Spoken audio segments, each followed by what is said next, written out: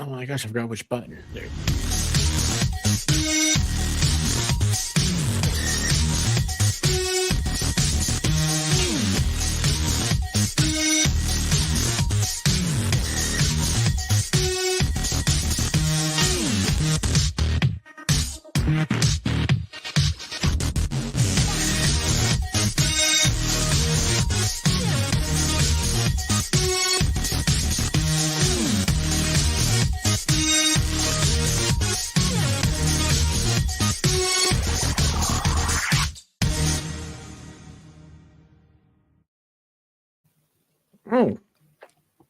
I'm always for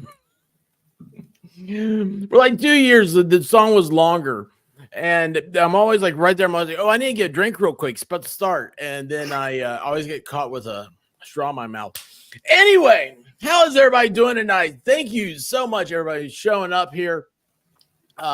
So we had before I introduce my guests, I want everybody to know this was a mutual problems with our computer stuff.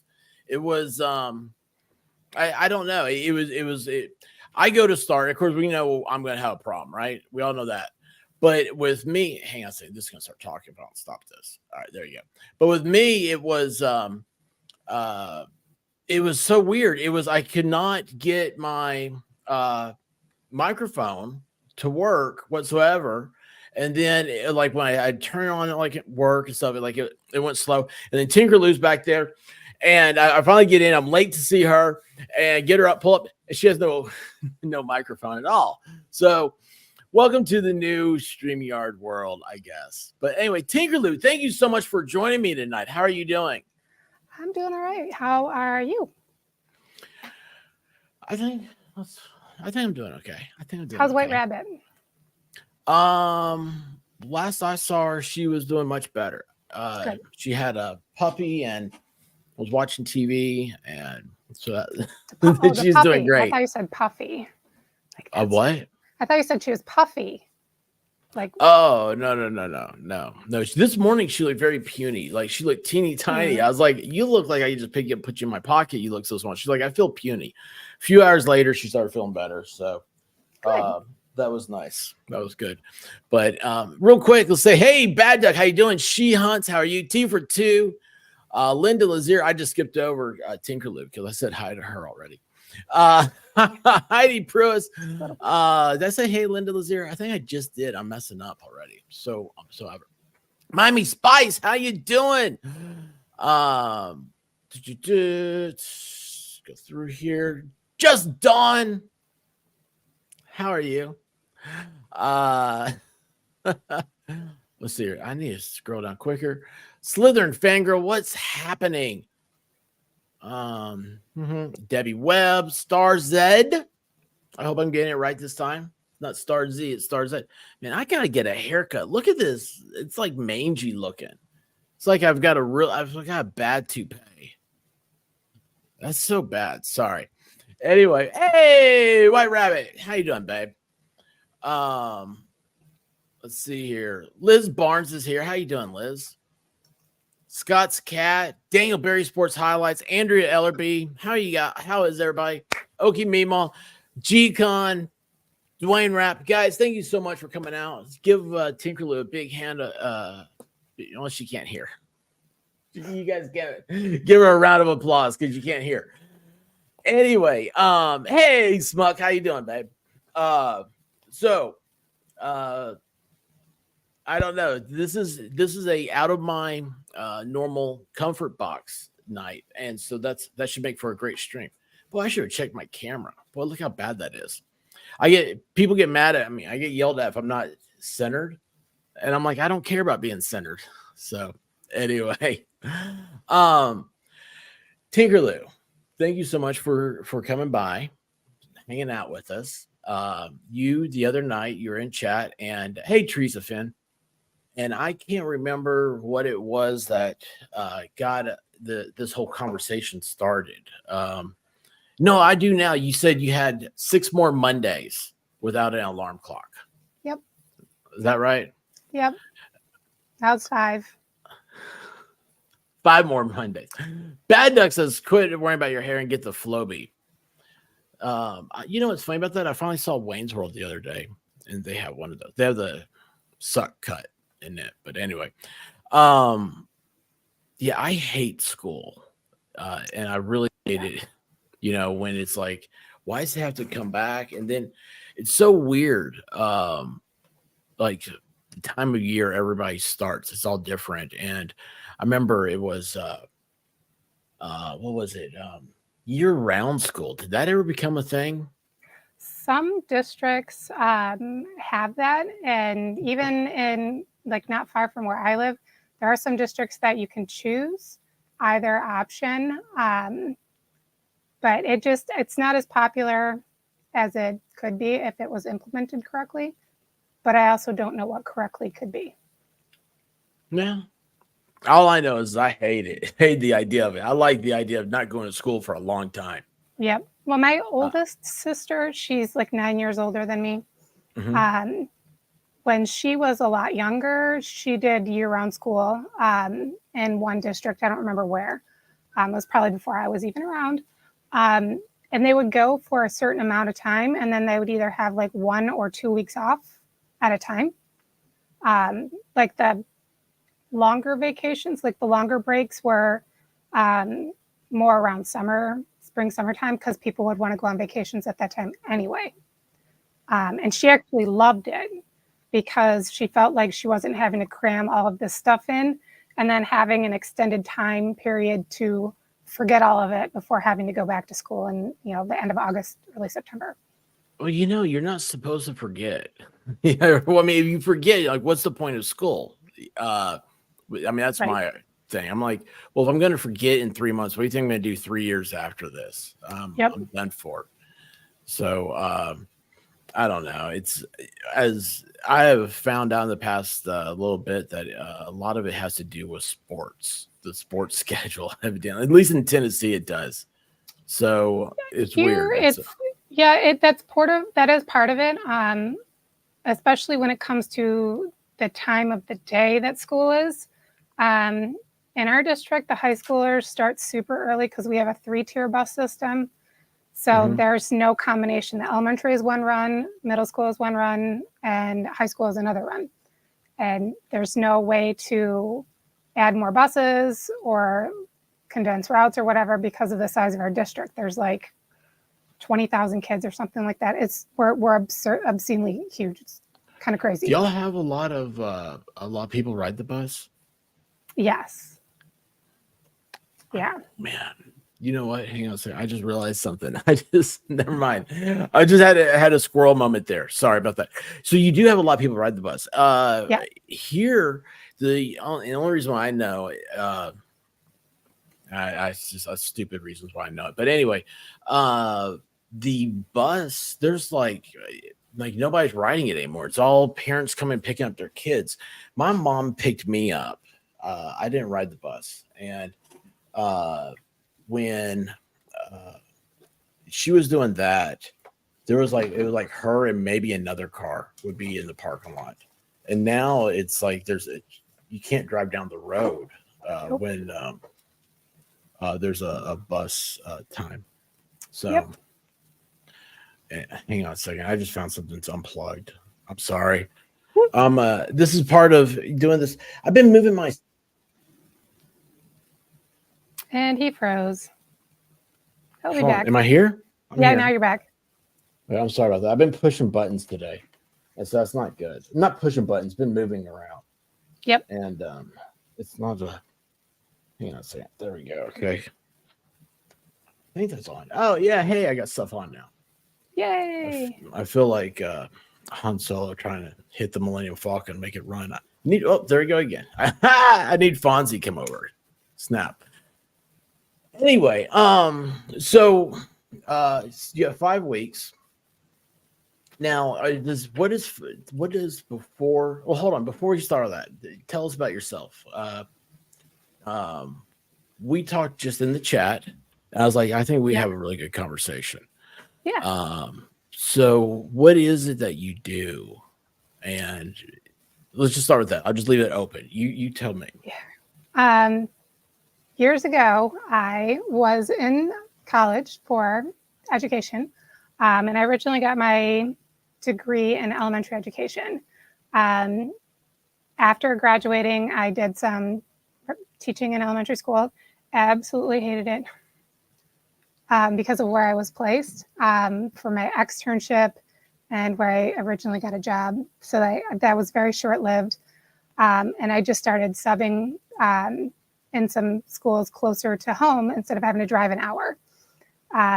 And through that, I started realizing what I liked about it, what I didn't like about just like general ed teaching in general, as far as different age groups. And there were some things that had happened in my other sister in her situation, and she had 2 kids at the time, with a third one on the way. And I started helping my first nephew, who's now 27. Started helping out with him. He is on the spectrum, and for a while my sister tried to deny it and whatnot, and I helped her come realize that their doctors maybe aren't wrong. Maybe you should let them evaluate and see where it goes, because there were some things that just were definitely not what you would think are normal. Not that he was doing anything bad. So you're getting way ahead of where I am right now, because like you're teaching school, but it was far away and you didn't like to drive. Well, that, and it wasn't the best situation. Gotcha. So it was like once I had a chance to leave, I was like, bye. And that's when you started subbing, or? Yeah, I started working, like just doing some substitute teaching in my local district. And were you still doing kindergarten? Have you always done elementary is what I'm asking? No. Okay. I was doing like elementary, middle school, high school, just wherever jobs were, wherever I was being actually told to go to. And at one point, my sister was having a really hard time with some things, and I offered to help. So I was taking my first nephew. At this point, like I didn't have any other nieces or nephews. Well,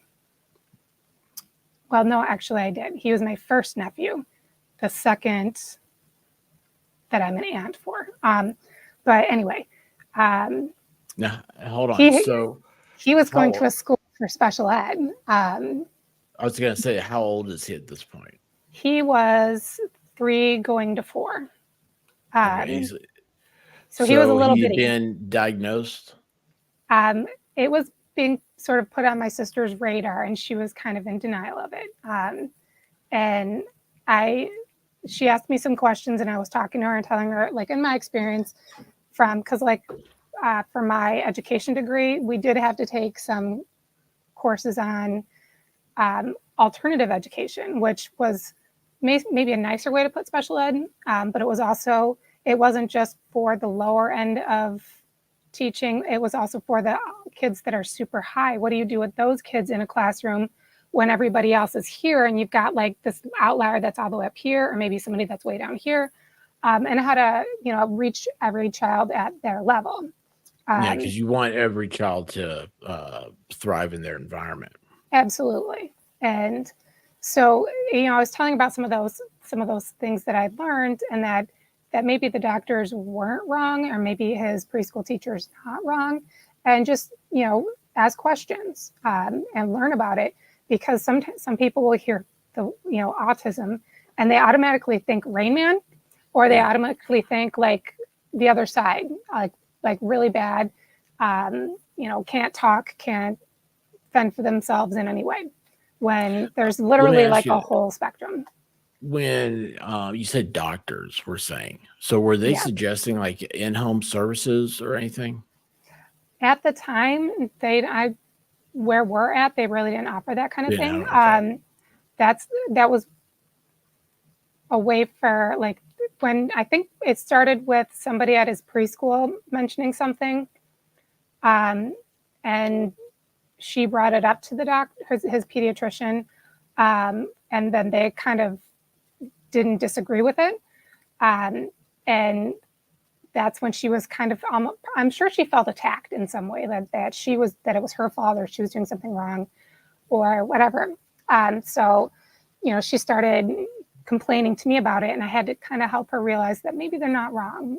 This is actually where you should be asking more questions instead of making the assumptions that they're assuming the worst thing, or that they're, telling you your kid is stupid, or whatever she was thinking or feeling. That, okay, yeah, she can feel that way, but maybe there's a reason behind it, and that the opportunity to ask more questions and allow, which she eventually did, then allow them to allow for her son to be evaluated, which there's like a psychiatry testing and other sorts of evaluations. I've never actually been involved in the evaluation process of it. I've only just heard things about it.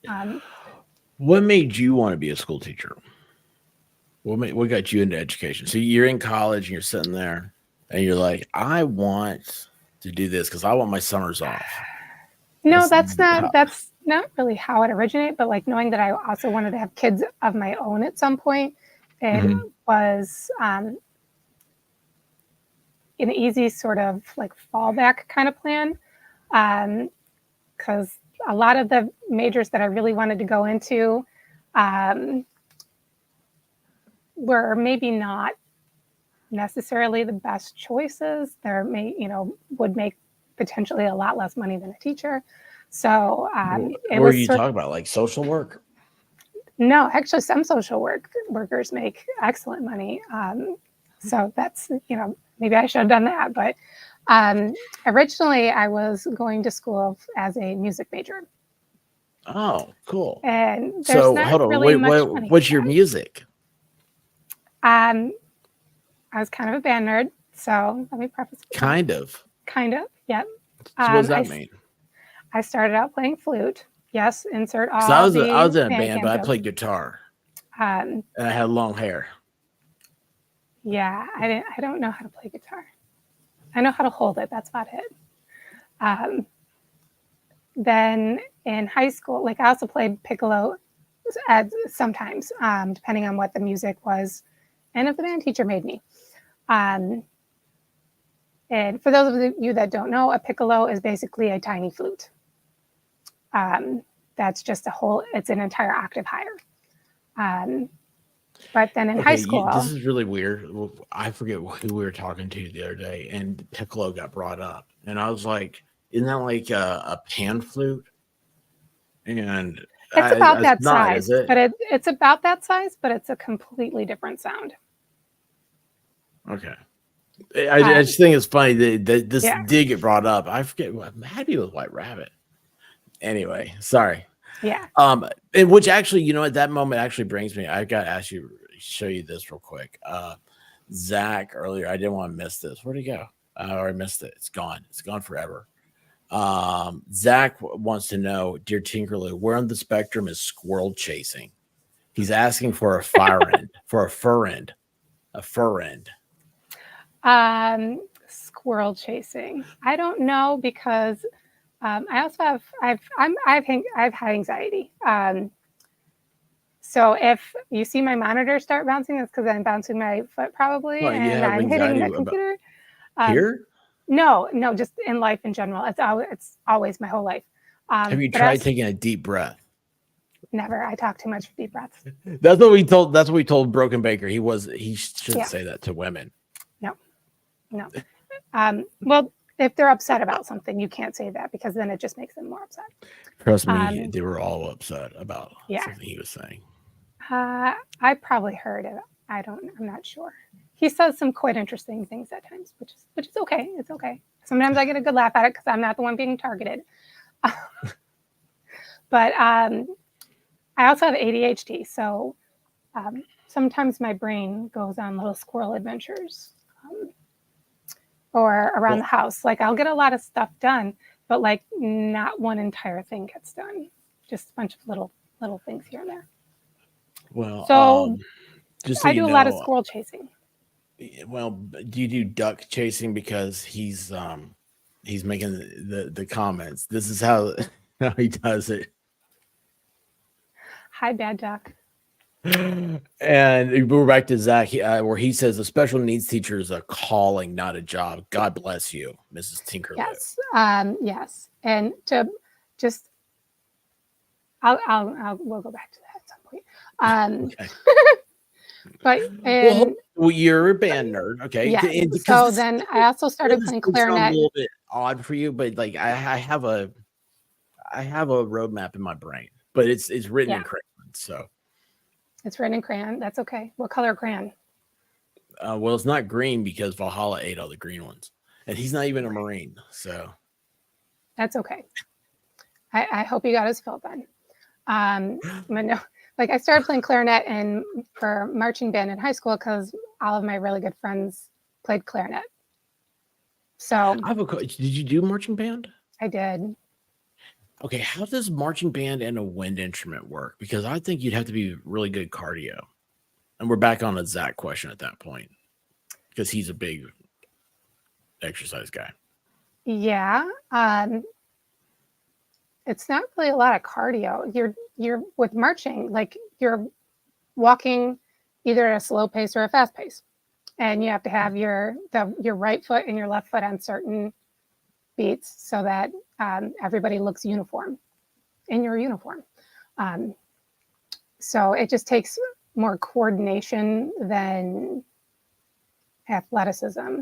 But there is a lot of athleticism involved in it because there are times where you really are kind of hauling ass across the field. So yeah. Yeah, it's my wife and I were real big University of Tennessee fans, and the band is they're remarkable, and we'll go through them after the game's over. They're coming out the same, like they're coming out of the gate in front of us, and you see them, and it's like they all look completely worn out. Like they played literally, like they did literally play a game, but yeah. Oh yeah, your cardio more comes in with how you're playing your instrument because you will get winded. Because any good band, man, they're loud, and you need a lot of oxygen and air to be able to pump that air through your instrument and make that sound. I'm sorry, Bad Duck thinks I'm trying to underail him. Because don't worry, Bad Duck, I'll get there. You'll get your answer. Listen, so you're a band geek, is that what you said, or band nerd? Which one is it? What's the difference between geek and nerd? I don't really know. When it comes to band, I think it's more that you probably like band a little bit more than other people. So you're a bit of a geek about it or a nerd about it. I'm not really sure. I'm sure there are some really hardcore band nerds or band geeks out there that will be able to give you an accurate differentiation for it. Do you still play? No. Why? Well, that's a whole different story. A number of years ago, I was in a really bad car accident where somebody decided to run a red light and hit my car and spun me into oncoming traffic. After that point, I had a traumatic brain injury, which I still have, my struggles with now and then, even today. And it's been 12 years. Yeah. That I can't read music and play music at the same time. I can read the music and I can play the music, but I can't do it simultaneously because some wires got smushed in my brain. And, that was, if that's one of the things that had to happen, then that's what it is. Because at least I can walk, I can still drive, I can still read and see. And I think that's funny, like how that is such a crucial moment of your life. It's life changing. Yeah. And I'm sitting here listening to you. I'm going, I can't type like guitar, right? Like I never could. I can't sing, but if I could sing, I can't do it because I can't talk and play the instrument at the same time. Yeah. And like I can't talk and type at the same time. And I have to do one thing or the other. I can't do two. And here it is, you had that wonderful talent and it's taken away from you. And I'm sitting here going, I'll never know what that talent was. So in a way, it's you got to see that side of the gift, and I'm very Yes, envious of that. I hate that it was taken from you, but it gets worse. oh well, that's not good. Yeah. What Um, happened? well, it took about like 3 years to get like through my recovery process to be as good as I was going to get, pretty much. Hmm. But 6 months after the car accident, my mother passed away, and then 3 months later, my dad passed away. Um, so it was a very stressful year. Um, on top of just being in my own misery of like physical and mental pain and everything that I was going through from the crash, then to Yeah. have like my parents taken away was extremely devastating. And some days are rough just because um, there's just a lot of things that have happened. But then I have to remind myself of all of the good things that are going on. Um, that I'm still here, and my two kids are doing great, and our family is just we're all surviving, we're doing well, and we're trying our best every day. And sometimes there's little setbacks like putting diesel in a car. Yeah, but that's a life thing, Yeah, I mean, it's funny. You were saying that the other night, and she's like, "Oh my gosh, you know how many times I had to drain a gas tank out because someone put diesel in it." So I yep, mean, these things, it's funny. It's not funny like when he's saying it. I understand. Like you're yeah. like, this isn't helping, but it is in a way. It's No, funny actually, because it it was does. funny. Everybody does it. I didn't do it, so I Yeah, just think it I smells like gas now for some reason. So yeah, and it was so cute. My younger daughter was just like, well, maybe maybe it wasn't labeled. Maybe the pump wasn't labeled. Maybe, she's trying to find every excuse for her sister. And then it was, well, so we went and drove to the gas station and to that specific one, and it was, no, it's very clearly labeled, and she clearly grabbed the wrong nozzle. and well, and then it's it was great like though. the fact that it didn't fit in, but she had to hold it to get the gas to go in. And then she's like, well, maybe because it It was takes late at time. night, it was dark and she couldn't see. And that was it. Mhm. And then it was like, okay, well, we drove by at the same time of night because she was at high school watching the marching band because her friends were all in it, and she didn't go back to it this year. But so we're like driving back home and pass by the station, and of course it's like dark, dark, dark, dark, well lit. And then Yeah. at the gas, and she was like, no. So, I was, but you know what though? She's, I mean, 16, right? Is that what you said? my youngest one is 16. The Okay, one the so one that did it is 19.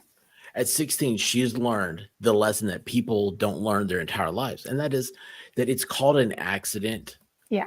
for a reason. Well, it was And the 19-year-old that did it. oh, it's a 19-year-old. Oh, well, she should know better. I'm going to say that I'm sorry. perhaps part of the problem was her daddy was very sweet and nice, and whenever she needed gas, he would go and get gas for her. So for like 2 years, like she never pumped her own gas. And for the last year, like when she graduated high school and was in, she's in college and drives more, she has to, she's got to fill up her own gas tank. So um, maybe that was part of the downfall. Like she hasn't had the same experience that other kids her age has had because she was being spoiled. What's funny about that? I can't tell you what led up to this, but I remember I was at a gas station, and it has like a sign there: if you need help pumping gas, push a button. And I go inside to pay, and somehow that got brought up, or like somebody said something over I guess someone had pushed the button, and I was like, oh, well, those things work. Like, why would you need that? So, and I'll never forget this. The lady working said, uh, you would, it is mind boggling. You wouldn't believe how many women show up here, little old ladies, and they've lost their husbands and they don't know how to pump gas. They've never pumped gas in their life. And the thing about that got me the most was, um, I was like, I want to be that guy to my wife, and I want to always make sure that I'm pumping gas. Of course, that never happened. She's like, "Oh, I need gas." The lights on, and she pulls over and gets it. And I'm like, but that's It's just, yeah, that's a great thing that her dad did. Yeah. Yep. Unfortunately, she put diesel in, but again, it's called an accident, and you learn. And Yep. sometimes you just mess up. I mean, look at me, all the time I'm messing up. So Yeah. We'll find out uh, on Monday how bad it is, or if it's salvageable or not. it'll be fine. Because the tow guys come in Monday morning, take it to the repair shop, because the repair shop couldn't get to it until Monday anyway. And the guys at the shop were super nice when we went in to take the keys and the car info. And like they're like, yeah, this actually happens a lot more than you think. That's This right. is usually That's what what to that's do. why Dad Doug's like, it's green Yeah. handles. Yeah, say no to the. I can't click that anymore. I'm on. Oh, I see. I can see it. I've got a split screen going on my computer. So Yeah, but I don't know. Oh, I can't it says click anything. green handles happen. Just say no to green. Okay, I got that up. Yeah. Wow, I've been sitting here clicking for like I probably clicked There. 50 things, and anyway, just say no to green. So Yes. okay, so sorry. So that was how Yeah. you left music, but I was wondering because I wanted to get to But then, is like with what my that with transition going over to yeah teaching. yeah. Well, with my nephew, because I don't remember. I do have gaps in my memory That's fine. from the car accident, but I have so I don't gaps in my remember memory, and what. I haven't been in a car accident. Yeah, I don't remember what the ultimate decision like that led me down that way. But so I have a science degree also, as well as elementary ed. So I've got 2 bachelor's degree. Oh wow! Yeah, but when I was helping my sister with my nephew, You saw this in your nephew. yes. But when he finally, the following year, he started going to a school that was specifically designated for kids from ages 3 to 26 that had a primary or secondary diagnosis of autism. Mm-hmm. And there was like 2 weeks where my sister wasn't able to take him to school or make sure he could get to school. So I was picking him up and taking him. I don't know if he got kicked off the bus or something, because for a while he did have to wear a bus harness because he would not stay in his seat. So Oh, he might have gotten himself kicked off the bus because for not following the rules, but I don't remember. I'll have to ask my sister about that. But I ended up like picking him up and taking him to school. And I would have to walk him to his classroom because he was being dropped off, and that was just the school's policy. Bad talk. well, that's the wrong one. That's not even what I want. Why is that? Ugh. I know. I remember. I'll never forget. We'll always have Paris. So I was walking him to his classroom and whatnot, and one time I just hung around a little bit because the teacher had some questions. So I was talking to the teacher, and she was like, at one point, like a couple days later, she's like, like you seem to work really well with the kids. You should come, like if you're substitute teaching in other places, why don't you just come here? Because you're already coming here anyway. Okay, so I started substitute teaching there, and then they actually brought me on as a building sub. And then there was a teacher that was working part-time that had to go out on leave for a surgery. And the school asked me if I could do a long-term position for her job. And they had to apply for some emergency certifications because of the length of time, and I didn't have the proper credentials for it. So I went through and did that, and the goal was that by a certain time I would have certain classes taken and covered so that I would be more properly certified for that for special ed. And while I was doing all of that, I ended up having my second child that then derailed a lot of things because that was a surprise pregnancy. But every baby is a blessing, so it's all right. So I ended up taking a leave of absence myself for a number of years, and all of my certifications kind of expired. And by the time I went to go back, just 6 years ago, Um, it would cost me thousands of dollars to renew my certifications, and I would have to retake a certain number of classes and all of that. So I ended up just going, okay, no thanks. But the principal that I work with now, he knows that I worked with autistic kids and all that. And when a position came available when my youngest was going into 6th grade, he called and he's like, hey, we've got this job opening and I really want you to apply for it. So I asked him for some more information, and it was being a teaching assistant for the autism program in my district. So that's where I've been. So I'm not technically the teacher, although I have a teaching degree. But when the teachers are out, usually it's the teacher's aides that do step in and assume that role, even if there's a substitute teacher in there, because they don't know the kids. In government, the nomenclature, it's all about what hoops you're jumping through and whatnot. It's so yeah. And again, it's just nomenclature. So so you're working with autistic children. Now, I'm somebody who I'm more like a South Park character as far as understanding what are you the one that likes South Park? No. I know some references, but that's about it. There's somebody who I can't remember now who it was that was like, I love, is it maybe it's Toy? I don't know. Anyway, but anyway, I'm kind of like that. Like I'm the first first time I heard anything about like low, I don't even understand how the spectrum works. Honestly, I don't. But it was Asperger's. And there's a South Park episode about that. They thought it was Asperger's, which I was like, I'll be honest. First time I heard it, I was like, what are you talking kind of what it about? Sounds like. That's horrible. Yeah. But anyway, so what do you see a lot of? What is in your classroom? The students I work with, they are in a self-contained program, which means for the most part, they're not able to be in the general ed classes.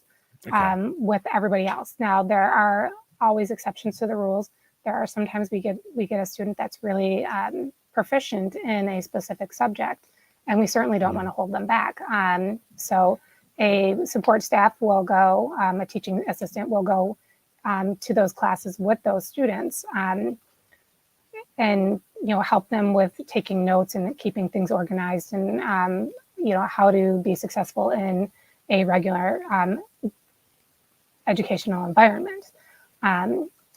We occasionally had some kids that when they come to us, they're kind of a little bit on the lower side, but they could handle being in a gen ed class with support.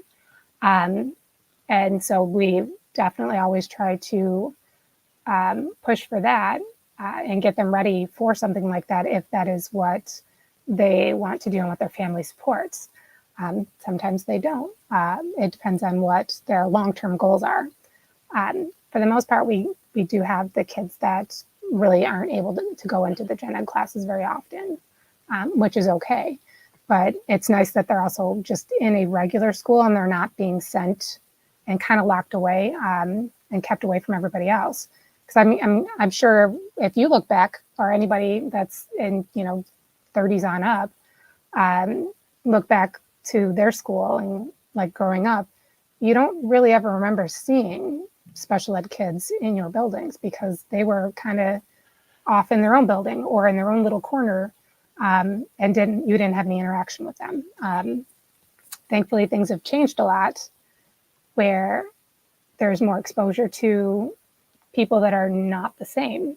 Just because these kids are different doesn't mean they're disabled. They have different abilities. We've got kids that can be absolutely phenomenal with Legos or turning random things into instruments. They've all got some sort of hidden talent. Yeah. You're naming all my friends. Yeah. Really good at Legos. That's Valhalla. Random things and instruments. That's Shizzy. So yeah. Some are very artistic and some are. That's Diva. Real quick, I want to stop you on. You're talking about like, and you didn't used to see in school a cross culture of everybody's of different calibers and different needs and everything else. It's just that got me thinking. Like in my school, there was I remember several people with physical disabilities, but it's like anything mental was, Yeah, they I were see it. extremely mental disabilities. So there was no middle ground Nope. that I can remember of anywhere. I mean, the ones you saw me, they were, I mean, you knew there was something wrong. I'm trying to think.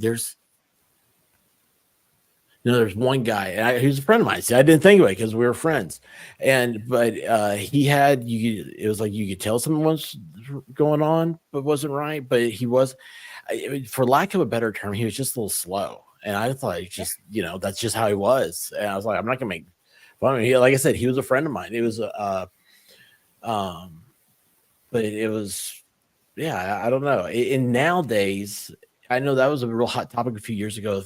How many kids are being diagnosed with autism, and how Yeah. it's like a skyrocketing thing.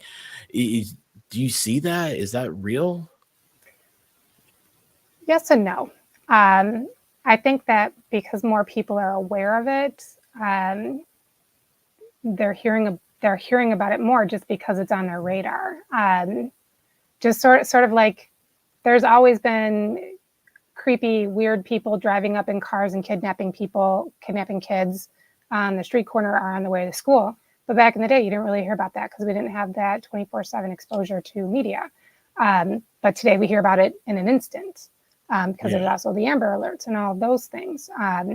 So I think it's just that people are more aware of it. And they've also created a more sort of like a checklist for students that are for kids at even at younger ages of what to look out for. Because before you could, most kids weren't diagnosed until they were, 4, 5, 6 years old, if not older. Now it can be as young as 18 months, maybe even 12 months if it's in a family that has a history of it, or other siblings that are already diagnosed with it. Because I do feel like there is a genetic component to it, but I'm definitely no professional on that. There's still a lot of research to be done in that. Let's see here. Wim says has a grown kid who's autistic. I want to make sure I'm not missing because there's a lot of questions. People are going to get more questions as we go along, and I just want to see what everybody's saying so I can ask you if I see something that I think would be a good.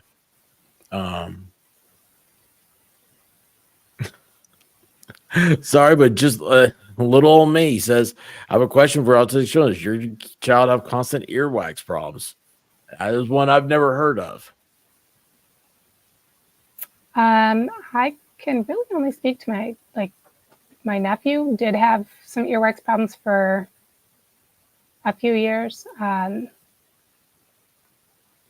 he did I know he had to go to the doctor a couple times to get them flushed out.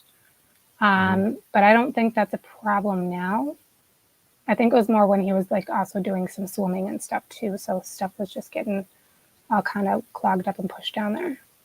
And he didn't like anybody touching his ears either. So that probably doesn't help either. Scott's cat, this is a funny one for me. Is talking about because you're just saying this, you think awareness is bringing it out, and so this goes in with what Scott's cat's saying. The more people are being diagnosed. Okay, so you're in. They're not wrong. He's not wrong. He's not wrong. There are a lot of older people that are now being diagnosed with it. It kind of reminds me of how girls fly under the radar when it comes to ADHD because they present differently, and everybody has a certain mindset of what it looks like because they're used to seeing boys with ADHD when it's completely different. And autism is the same thing with girls too. They tend to fly under the radar. It presents differently, even though it ends up kind of being the same. Yeah, it's weird. That is weird. Yeah. Okay, so you you're kind of like in that middle section. Is what you work with. Is there? Yes. Uh, that's the best way I know how to describe it. It's like you have one end that is completely removed, and then one end that is can interact, and then you kind of have that middle where it's the best fit. Yep. And we do have some students that do have more physical needs than others. Like sometimes, like we've had some that don't know how to use the bathroom. So it's sometimes it's that learning curve of trying to help them learn to use it.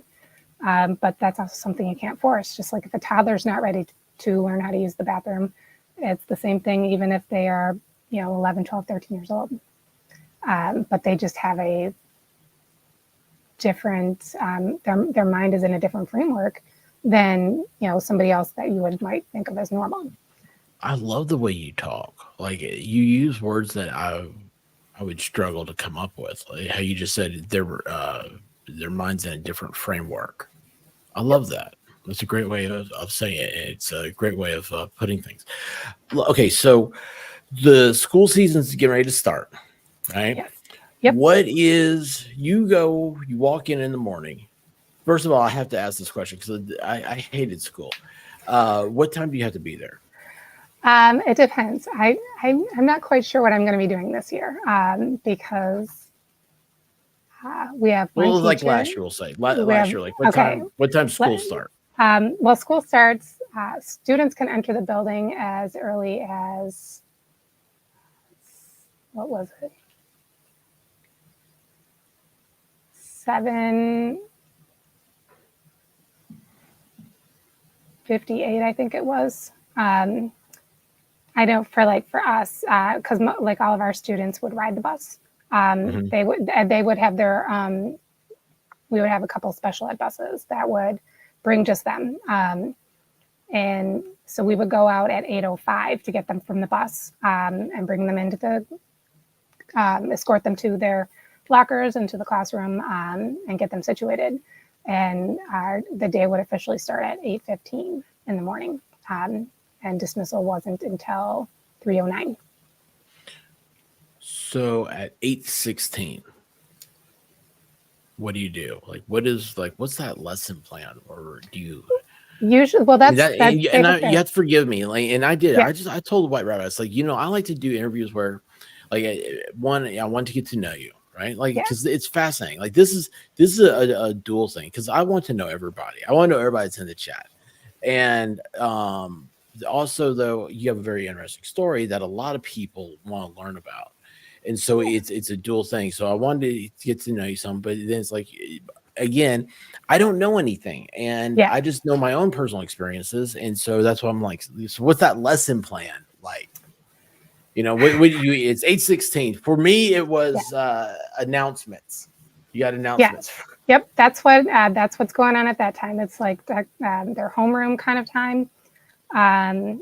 Where and their homeroom I think is about it was 30 minutes or something like that, where they they go through the pledge and the announcements and anything like that, and once that's done, we'll work on some of our students have a longer bus ride, and we don't always know how their morning went at home, so we're working on making sure everybody has an opportunity to go use the bathroom before first hour starts, when they would need to be where they're at for their subject content. And last year we had two classes and two groups. We tried to every year the lead teachers try to put the kids in about two even groups. Doesn't always work out, so that the kids, so that they're more grouped where their abilities are for each content that they're working on, whether it's language arts, social studies, science, or math. And then that way when they go switch classes, because they will switch classes just with the autistic teachers, just with the ASD within the ASD program. And when they are getting into that, when they do switch to that next class, the teachers usually give them a couple of minutes of some free choice time so that they can unwind or reset, because maybe something happened in the previous room that made them upset. And it gives them a chance. Word reset. Yep. It gives them a chance to maybe talk about it if they are a verbal student, or just take a break, and be able to do what they need to do. Maybe they need a fidget toy. Maybe they need to go to a quiet room. Maybe they want to play with some putty, or go jump on the trampoline. Are there cameras in here? Are you watching me? Because fidget toys, I'm sitting here, I've got, I forgot what I was just playing with. And then you said a quiet room. This weekend, I've been working with taking putty and putting on sound. You can see some of the sound panels back over here. Yeah. And I was like, wait a second, you described everything I did today. Okay. Don't know what to say about that, but I think you're watching me. Sorry. Clearly, I must be. I've got some little spy cams. Yeah, no, it's not. But yeah, so like each. I have shorts on. I've got them on. It's okay. It's your house. Your rules. It's your sandbox. So like you listen. Sorry. Okay. Sorry. I'm always amazed that anybody pays attention to me. Okay. We were talking about, I was very amazed by the term reset. And you said it was like, what do you need a fidget toy? Can I ask you, if you don't mind, can I let the squirrels kind of take over? The fidget toy phenomenon seems like something just recent to me. What's wrong? No, now it's a specific toy. And for me, it's been like, let's see here. I'm trying to find, this is how messed up it is. Oh, hey. So like, I know this is so bad. I love this sound. Let's see here. And I don't smoke. I've never smoked. Yep. I don't, I was just going to ask if that was a lighter. Yeah, I love the Zippo. That's my favorite fidget toy. Yeah. I really think it started back. I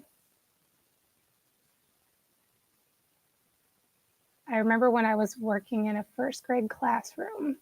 I was a one-on-one for a student with autism.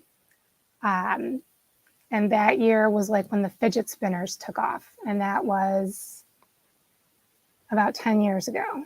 And suddenly all these kids needed the fidget spinner to help them focus, and the parents with all their excuses. But really, you got kids that were just messing around with them, throwing them like they were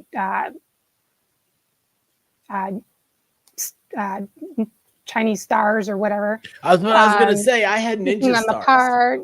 Yeah, I had ninja stars. Yeah, and which that's another South Park episode. So yeah, and it got to a point where actually the teacher had to ban them because they were so awful. Like all of a sudden you just hear like 5 fidget spinners whirling in the background. Like, all right, who's playing with it? And they were playing with it and they weren't even paying attention. So the fact that they needed to focus was totally bunk for probably most of them. There might have been a genuine one in there every once in a while, but she finally got a bucket, and like anytime she had taken away, would just toss it up in a bucket that was attached to the wall that the kids couldn't get to. And at the end of the year, she had like 70 something in there, and she's like, "This is ridiculous." Hey, if you don't mind, Carolyn's got a good question. Well, I saw that, and I was like, there's some questions here I don't want to get past, and we'll go back to we're stopping on the reset. I love that term, and I'll tell you something else I liked about it is because kind of like before a stream or something like that, it always seems like my life falls apart. And well, like tonight, it's like I had to reset my entire computer to get a microphone to work, and it's I don't know, I like the word. There you go. Yes. Let's see here. What was the first one here? So B Kentucky Blue said, my grandson's autistic. It has been a roller coaster. When he was 11, he stabbed my daughter. He spent 7 months in the hospital to get his medicine right, and he didn't talk until he was 15. What have you seen something like that where someone doesn't talk for an extended period like that? Yeah. We have, even just last year, we had a few students that were nonverbal. We had actually one student that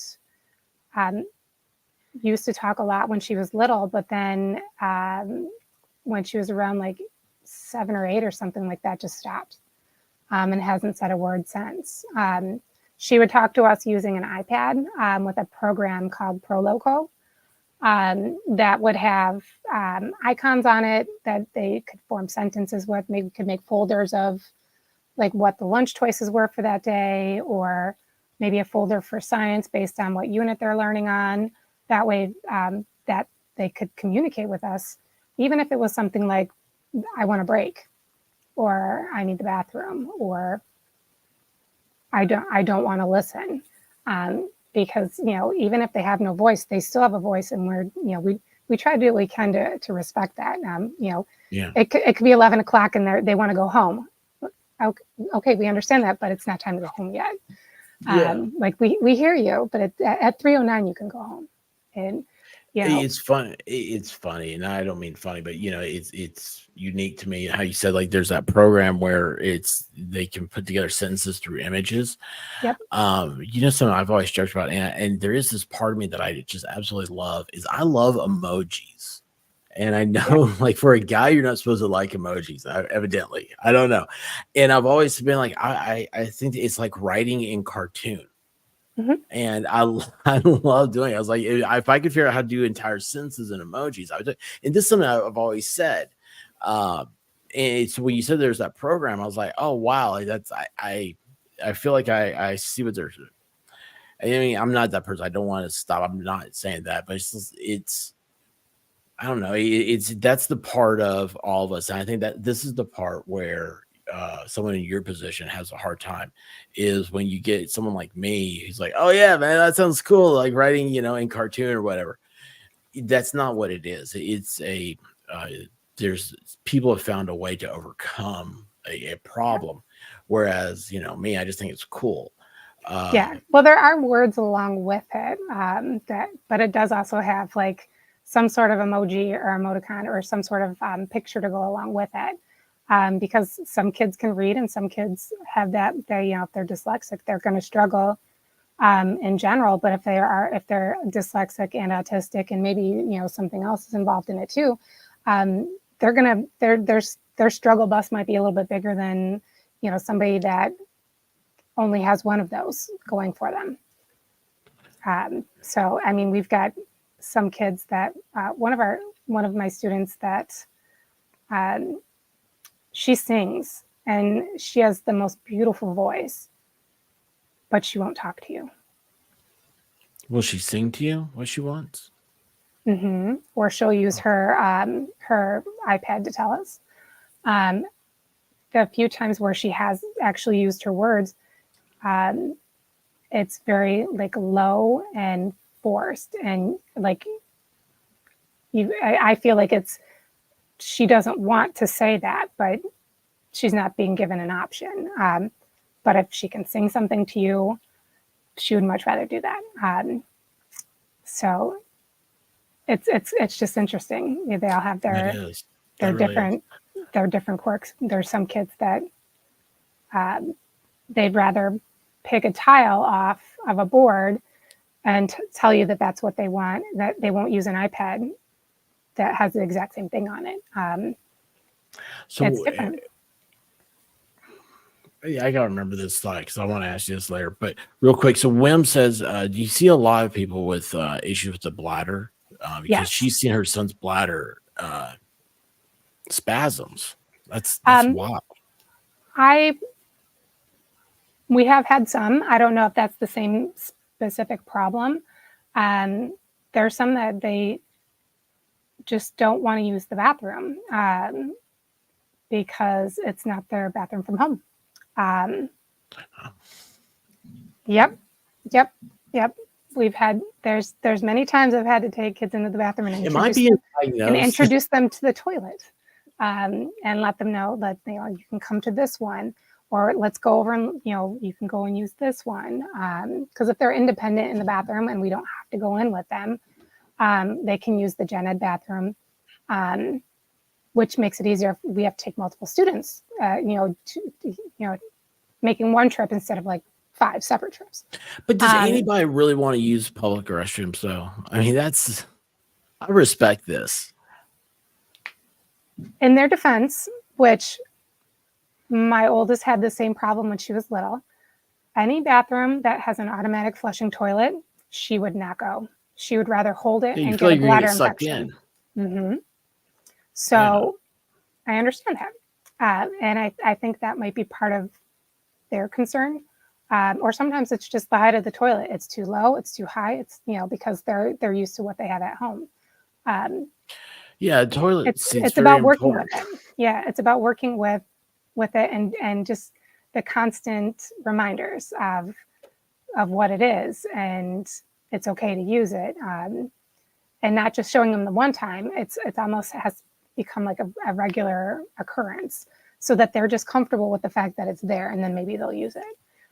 Which it took all the way up until about maybe 6 weeks to the end of the school year for one of our students to actually use the toilet, after a lot of convincing and constant, it's right here, it's okay, well, let's just go and try. Let's just go make sure that the toilet's still there in the bathroom. And you guys didn't try suckers? Sorry. It just seems like a reward's a good thing. We have Skittles. Oh, I love Skittles. Have you had the freeze-dried ones? I have not. No. I bought some for content. I was going to do a shorts on one. I haven't tried them yet. That was like 2 years ago. Oh, they're probably not as good then now.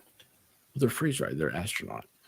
Okay. Let's go to a real question. Carolyn says, can ADHD and autism look the same before they're diagnosed in the classroom setting? And I think so. When this came up, you said that's a good question. You do think so? Yeah. Why is that? What are the similarities that you see? I'm sorry. They're just they can't focus as long. Their attention span is a lot different than, say, a normal kid that doesn't have either. The inability to sit still, maybe feeling like they constantly have to use the bathroom, or that they're just picky, that they have a harder time understanding the concept of it's not your turn yet, because they have something to say and they want to say it now. They don't want to raise their hand and wait their turn, or things like that. There are a lot of similarities for sure. I think that would be something that would, a teacher could bring it up, that they're concerned. There's obviously nothing that they can do about it except bring that topic up.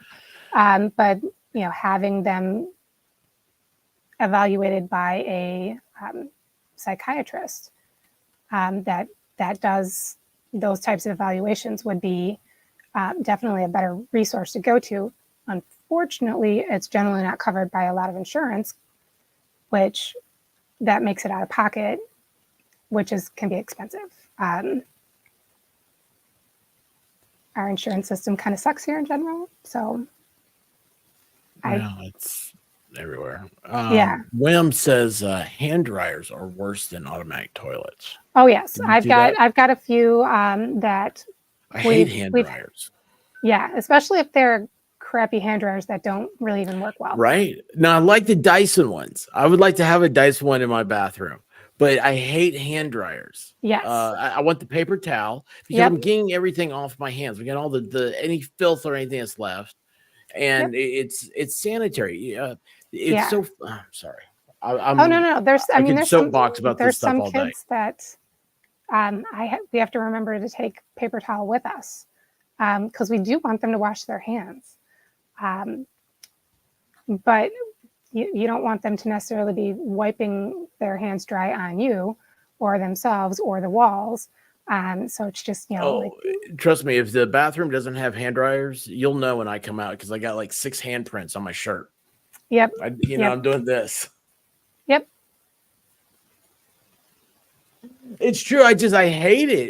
It's barbaric, and it's what it is corporations and everything they're doing it. It's cheaper to have hand dryers than it is paper towels. But they try to sell it to everybody with, oh, it's environmental. No, it's not. It's not environmental when it's filthy. Sorry. You know what's worse than hand dryers are those towels that loop around, and you're just using the same towel, and it goes back in. Well, those things are supposed to, like, you have the clean side, and it's supposed to go to the dirty side. I can appreciate fresh laundry, but I can't appreciate. Sorry. No, it's like it's sort of like in like a unit that looks like it would be a hand dryer, except it's got the towel thing. But is it even cleaning the towel when it goes back in there? How long has that been there? When was it changed last? It's just no. I wouldn't want that for toilet paper. Why would I want it for paper towel? Oh, that's a good point about toilet paper. Yeah. Anyway, sorry. Yeah. It's funny, like a lot of these things, like nuance and stuff, they really came out during the pandemic, because all of a sudden it was like, oh, people aren't, they need to cover your mouth when you sneeze. I was like, I was raised that way. Who doesn't cover their mouth? And then you go to Walmart and like, oh, like you have kids, they'll run up to you, go, and I'm like, get your kid. Sorry.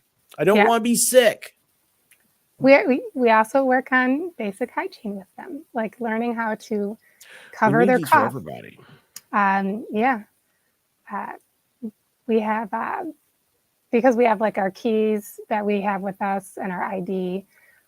We keep them on a lanyard, but that we also have hand sanitizer attached to, thanks to Bath and Body Works, free advertising. And they also make little things that you can hook it onto your lanyard with. So we always have hand sanitizer wherever we go, and that definitely helps a lot. And we also we'll also have like a little sign in there that tells them that'll ask them, because sometimes you're done talking, you're tired of talking, you're tired of asking the same question over and over again. So just might walk up and just like show them something that says bathroom yes or no, and they'll either point to it or they'll tell us yes or no. Which is nice, especially if you're just trying to keep everybody quiet. I feel like I've derailed our conversation, because there's so much I want to know. And of course, speaking of this derailing, we have Zach here. Zach, stop it. So I have freeze-dried skills. He puts skills in the microwave. Is that like putting Peeps in the microwave? Have you ever? Oh no, keep reading his comment. It gets better. See, this is the problem. I don't read things before I put them up. Well, gosh, to teach my kids about science. Hey, you got a science degree. Have you ever put Skittles in the microwave? I would not put my pet Skittles in the microwave. Your what? Keep reading. They got very upset. Apparently, Skittles was their favorite hamster.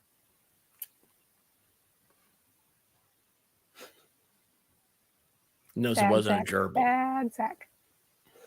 I have not put my pets in the microwave. I don't recommend it. If I find out you do that, I will call the animal people on you. That evidently was a thing when microwaves first came out. People are sometimes They say stupid. it was. They say it was. I wouldn't be surprised. People are stupid sometimes. It's not just people with different abilities you need to worry about. Sometimes the normal people are the worst people. Well, that's what's funny is some of the things you said, and that's what I keep derailing about is like, you talk about something like, oh my gosh, like I hate that. And so I'm not trying to make it about me, but it's, you hit on something that drives me nuts. It doesn't really drive me nuts. I'm at the end of the day, I don't care. I'm going to do my own thing. But when you have so many nuances that everybody worries about, like I have for some reason, on YouTube, I collect redheads. In the real world, I collect OCD people. What's wrong? I'll show you my redheaded picture. Oh, cool. But like OCD, I think OCD is fabulous. Like not fabulous, obviously it's very debilitating. But when I notice someone who has OCD, I appreciate it. And I still have a friend of mine that he has a thing about alarm clocks. He has to set it at an odd number, but that odd number can't be a 1 or a 5. So it has to be 3 or 7. And I tell him every time I see him, like, hey, I still set my alarm for like 3 minutes after because I know you like that better. And one time he says, do you really do that? I said, yeah, I do. I was like, it doesn't bother me any. to set to a 3. But I just like to say, hey, I did this for you. He's like, that really is like the nicest thing anybody's ever done for me. I was like, I know. Yeah. And then I take a bag of chips and I open them up from the bottom, and he freaks out. Dude, that's like cutting the peanut butter and jelly sandwich the wrong way. Do you cut peanut butter and jelly sandwiches? Is there a right way and a wrong? Wait a second. Hold on. There is a right way and a wrong way. Now, okay, for some people, yes. If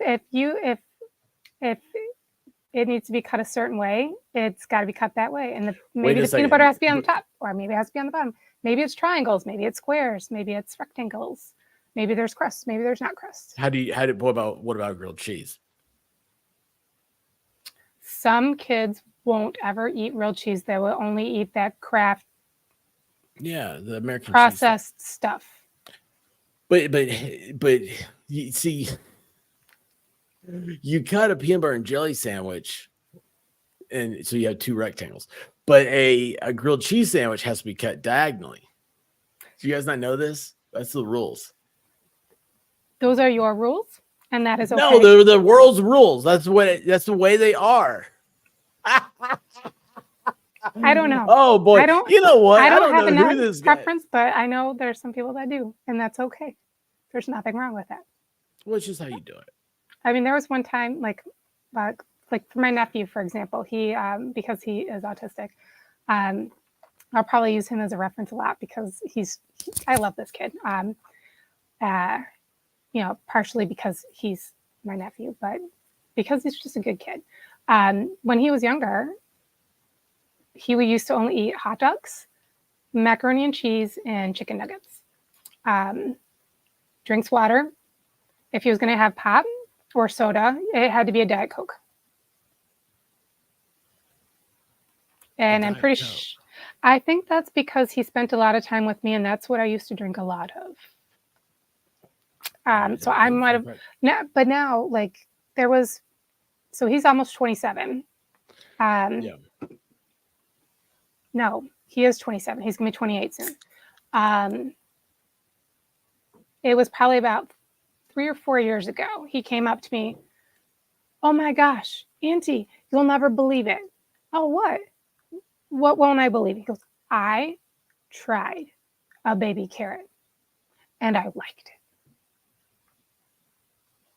What's a carrot? I mean, who likes carrots? And I was like probably ridiculously excited for him because I know food had been a huge struggle with him because a lot of it was the textures.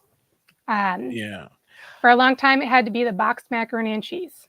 It didn't matter the brand. But one time I didn't have any. I made him macaroni and cheese like with real cheese. Like homemade?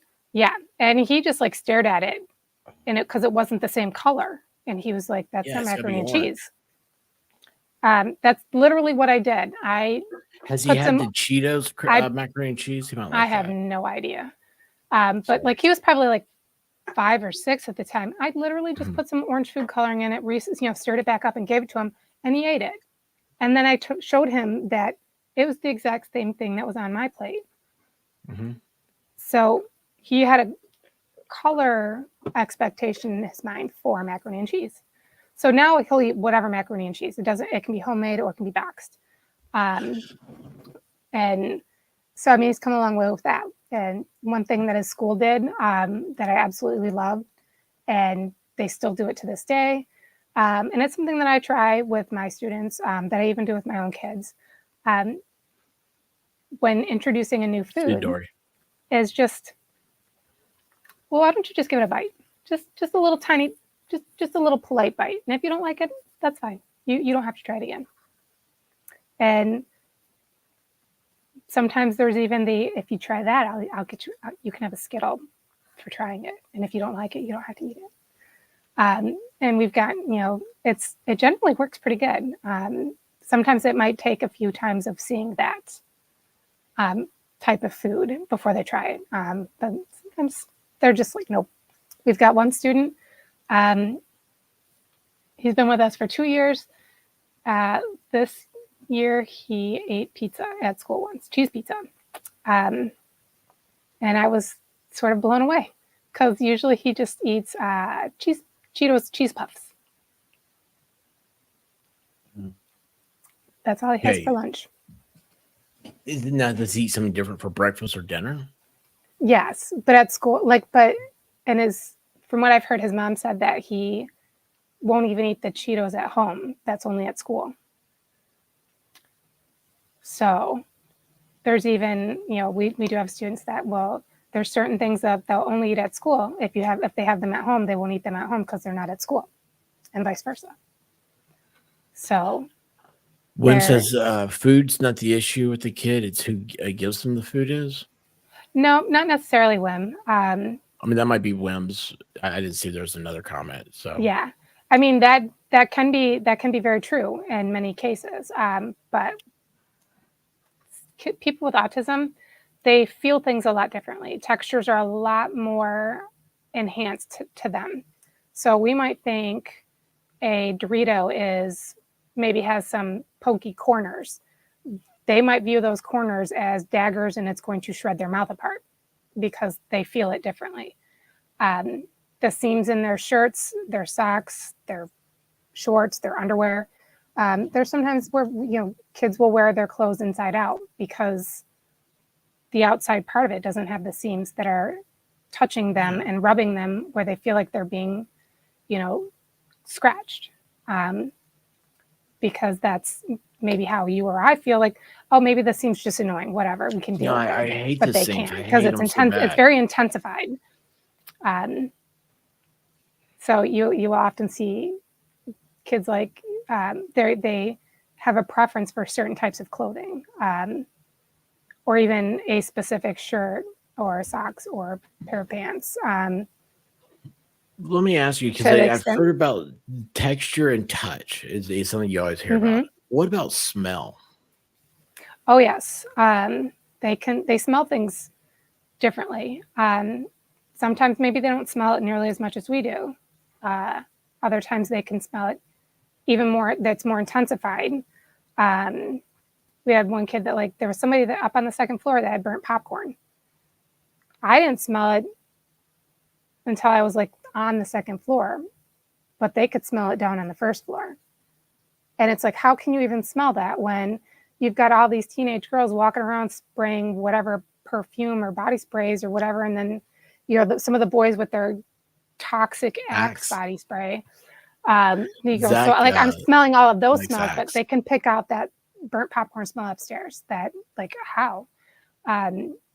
It's just it's kind of like one of their little superpowers. They're going to be able to smell a building on fire before anybody else, which is great. Yeah, I mean, if your building's on fire, that helps. We have some that are really sensitive to sound, so we always have headphones available to all of the kids with earmuffs on. We have some sound dampening headphones that they can utilize whenever they need to. Same thing with we've had to put some covers over our lights because the lights might be too bright. There are times sunglasses. That's what I do. Well, they're not supposed to have sunglasses in our school based on the school rules.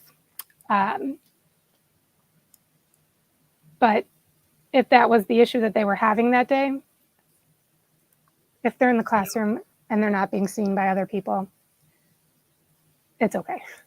Put them on. We need the sanity. We need you to be able to get through the day. Everybody needs to get through the day. So sometimes it's about compromise and TinkerLou, I'll be honest with you. I didn't really know where our conversation would go, and I thought, well, there's so much on the science end of it and it's great. You have that science background that I thought, well, that's going to be a really interesting because I expected a lot of people come in with questions and everything. And instead, what's happened is I feel like our conversation now is I'm so amazed. And I like just hearing about you. I like hearing about this, how your day is and how different kids you've had and stuff. And I think this is a part, what you do is it's God's work. I mean, it's a blessing. It's amazing. Not everybody can do this. It's a calling. Yeah. And it's I have so much patience for these kids because they have reasons for why they are the way they are, and we're trying to help them be more than they are. They be the best that they can be within their abilities. Because we're certainly not going to expect the kid in the wheelchair to suddenly start walking. Now, we can only do so much. But so they might be screaming or yelling about something, but because they're upset and that's how they're voicing it and all of those things. But if there's a gen ed kid running down the hallway just being an idiot for the sake of being an idiot, I have no patience for that. I will go step out in the hallway and be like, excuse me, what's going on? And usually that snaps and they're, oh, sorry. And they go back to wherever they're supposed to be. If one of my kids were to go busting down the hallway, screaming, yelling, running down there, I just chase them, try to get in front of them and be like, oh, nope, come on, we got to go this way. Because, sometimes they just kind of want to be able to run free too. And I can't blame them. They're still kids. Do you have patience with people outside? Like, this is a weird, weird comparison, but I always tell people, I'm like, the White Rabbit has road rage. I was like, she will tell people off like it's nobody's business in the car, and she gets out, she's like, hi, how you doing? Very nice. And everything. I'm like, and I'm sitting there, like I'm still sitting in the car, white knuckled, as she gets out, and I'm like, you terrified me. Like you said things that I didn't know. I have to go back home and look those up, and but she's like, no, it's how she vents, and she's like, I'm fine when I'm done. She's great at compartmentalizing things. Sometimes you need to do that, and you're not doing it to that person, and you're not tearing them down to their face. You're just so ticked off, and you just gotta let whatever that rant is fly out, get it out of your system, and be like, okay. So what's your place?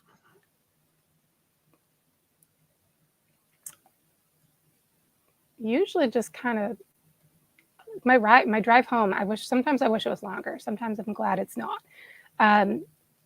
Just with how the day usually goes, you get in the car, the phone gets turned off or it's silented, the radio's not on, the windows are down, and sometimes I'll like intentionally take a longer route home so that I can just have that peace and quiet and not have to have any noise.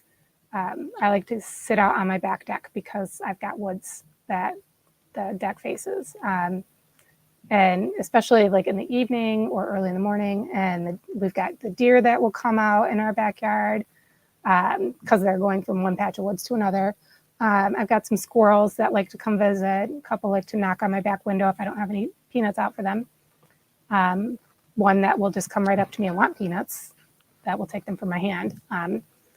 Wow. Have you ever videoed that? I have, yeah. Oh, you gotta share that with us sometime. They're on my phone. I don't, yeah. But yeah, so sometimes just like having that peace and quiet is just wonderful because most of the days are very chaotic. And Bad Duck's trying to help you out. He says that it's easier to stick your foot out when running and trip them. Yeah. Than chase. Work smarter, not harder. Quack. Oh quack. no, yeah. I don't want to see my students get hurt though, because that's a lot of paperwork. It's funny when he said that. Like I actually read his, and I thought of the other student that was running. You were talking about if someone else. Yeah, no. Usually they're past my classroom by then. Yeah. But if I can go out and yell at them, I will. Because sometimes that's how I can reset myself is by yelling at somebody else. That needed to be put back in like, hello, you can't do that. Just because they're being all crazy. So your happy place is everywhere. It can be, yeah. Like with a name like TinkerLou, I would expect that to be. See, here's my red hair. Oh wow! What happened to your red hair? Did it run away? It ran away. I kicked it out. Uh-oh. Because it was starting to get like really orangey, brassy. Bye. It makes me look old. Really? Yeah. I feel like it does. Well, that's not good. Nobody wants that. No. So what I ask you when you get to the classroom and like was it the bell rings, whatever, you have announcements. What is you told us about lunch. What's the end of the day like? Well, with lunch, they have lunch with the rest of the kids in the grade. So they're not being isolated during lunch. They're actually having their regular lunchtime with other kids, which is absolutely wonderful because they're being exposed to the noise of what just a normal day would be for everybody else. And luncheons are hectic. I can't imagine that. Yeah. Okay. And then, so they have a gym teacher that also comes in. That she's an adaptive PE teacher. So her lesson plans are based on what the abilities of the students are. Sometimes we do like line dancing, like a dancing kind of unit, and she pulls out all the songs that you might hear at a wedding or that people will be doing like the line dancing for. And she's done like sports ones with like bowling and baseball and soccer. She doesn't have any limitations on these kids. She wants them all to be able to learn things. What was it you just said? I was going to ask about lunchroom in crud. Recess? No, that's PE though, isn't it? No. Oh, you have regular recess. Yeah, well, they have a separate recess. We have okay. Our building has 2 gyms, and they use the smaller one, and we bring out some equipment that they can have access to. Some like to just look at books. Some like to play basketball. Some like to play with Legos. Some, they might just want to sit in the rocking chair, or they might want to sit at a desk. Or walk laps. It's their free choice time, and they can do whatever they want to do, as long as it's a safe choice, obviously. Oh, hang on a second. I see something. Oh, wait a second. Hang on. Is this? I just saw someone complain about the light over here. Sorry. I don't know where my remote is. I'll try to sit in front of it. Sorry. I did have the remote earlier. Sorry, guys. I'm sorry for getting distracted with that too. Give me a second because this bothers me because Ruby mentioned that the other night. I'm sorry. Hang on. Wait.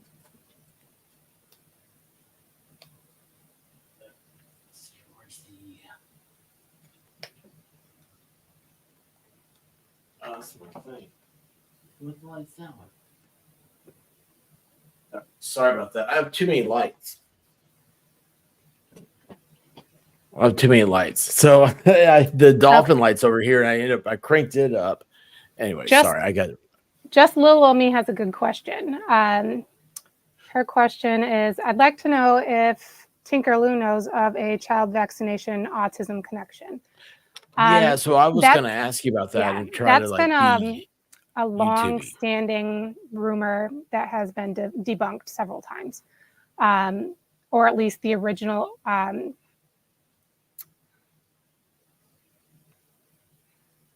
What word am I looking for? The original accusation was made several years ago, and a lot of it was definitely tied around the MMR vaccine, I believe. But all that's been debunked. That there is no single vaccine that can cause it.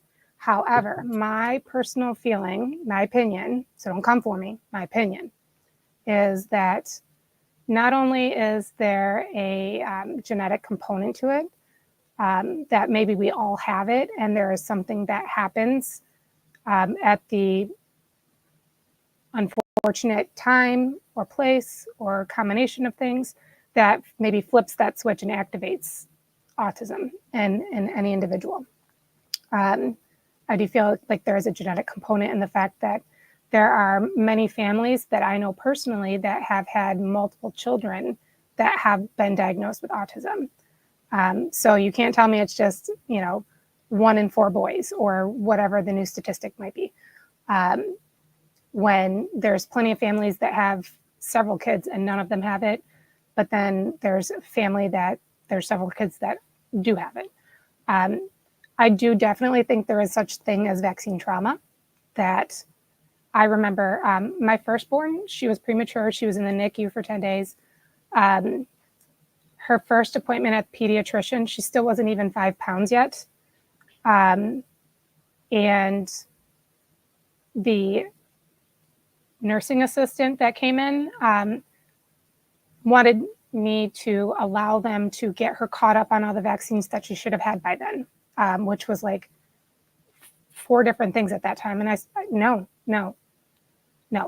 I'd had way too much experience with kids that have been vaccinated with too many things at one time and having all sorts of different reactions. And maybe one of those reactions can definitely be that having too many vaccines introduced into a small, tiny little body at once could flip that switch. Right. Well, these are things you need to talk to your doctor about, and YouTube thinks that you should make an appointment every day. So we're going to go ahead and do that. Yep. So it's you definitely need to know what each vaccine is about, what its benefits, pros and cons are, and have those conversations with your doctors. For me personally, and for my child, because she was tiny. She didn't reach 10 pounds until she was like 10 or 11 months old, like tiny. I would rather, and I told the doctors, I would rather make several appointments and have to come back every other week to get her vaccines done and caught up than doing them all at once.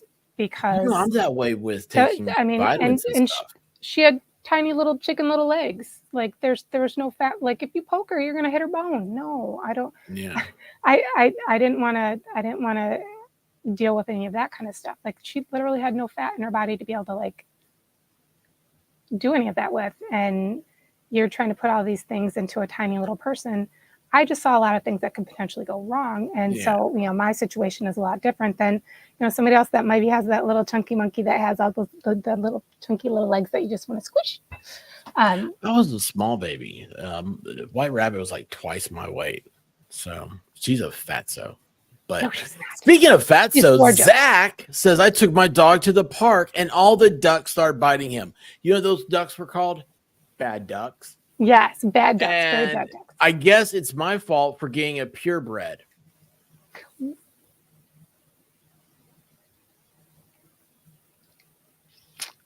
That took me. My. Nice. Touchdown. Paper unbreaded. That took me far too long. Purebred. To get that one. I'm very ashamed of myself. That's a good one. That's a very good one. And Carolyn says, thank you, TinkerLou, for coming and speaking out. And thank you, Expert, for having her on as well. Carolyn, I am very thrilled to have her here. And I'll tell you a little bit is TinkerLou's great in the chat. And whenever you see somebody who's great in the chat, you think, you just see them. You're always noticing them stuff. It's Bad Duck. Look right here. It's look, Santiago Garcia, Bad Duck, Rose, Bad Ducks again, Debbie Webb, Wim. These are all, I see these names all the time. This is great. And that's just, this instance right now. And so anyway, it's hey David, on paper. But it was great that we were able to find out that TinkerLou has this gift, and it's an honor having her here. And thank you, Carolyn, so much. And thank you for coming by and asking questions and sharing your experience as well. I want to go. So you said like you have like PE and all this stuff, right? So what does the end of the day look like? Since we're talking about you, and I say you because for everybody to understand, I want everybody to understand something that's very serious like this. And this is not going to be this. I feel like this conversation needs to be had again in more details and stuff, and maybe in smaller groups. Maybe do something like Discord or something. And because people have so many questions and they want to talk, and then you get down to the point where people just need to get everything out.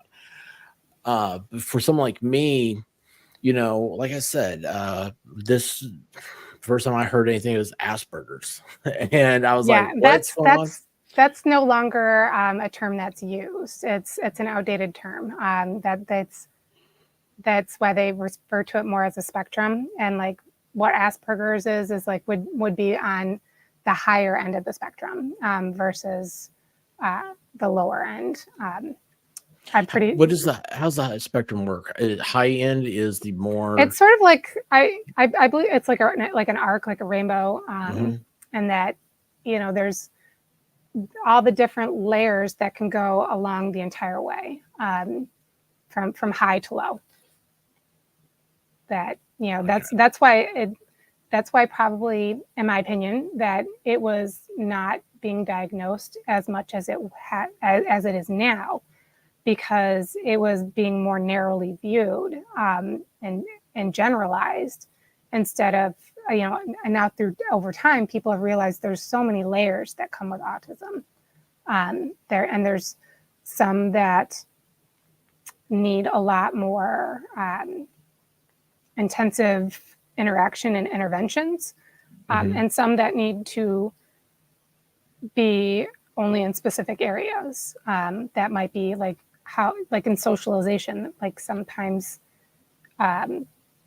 autistic people can be socially awkward because they don't read the cues. They can't really read the room, or realize that the look of horror on your face when they're telling you how they're excited they are about something bad that they did, like punching somebody in the face because they felt like it.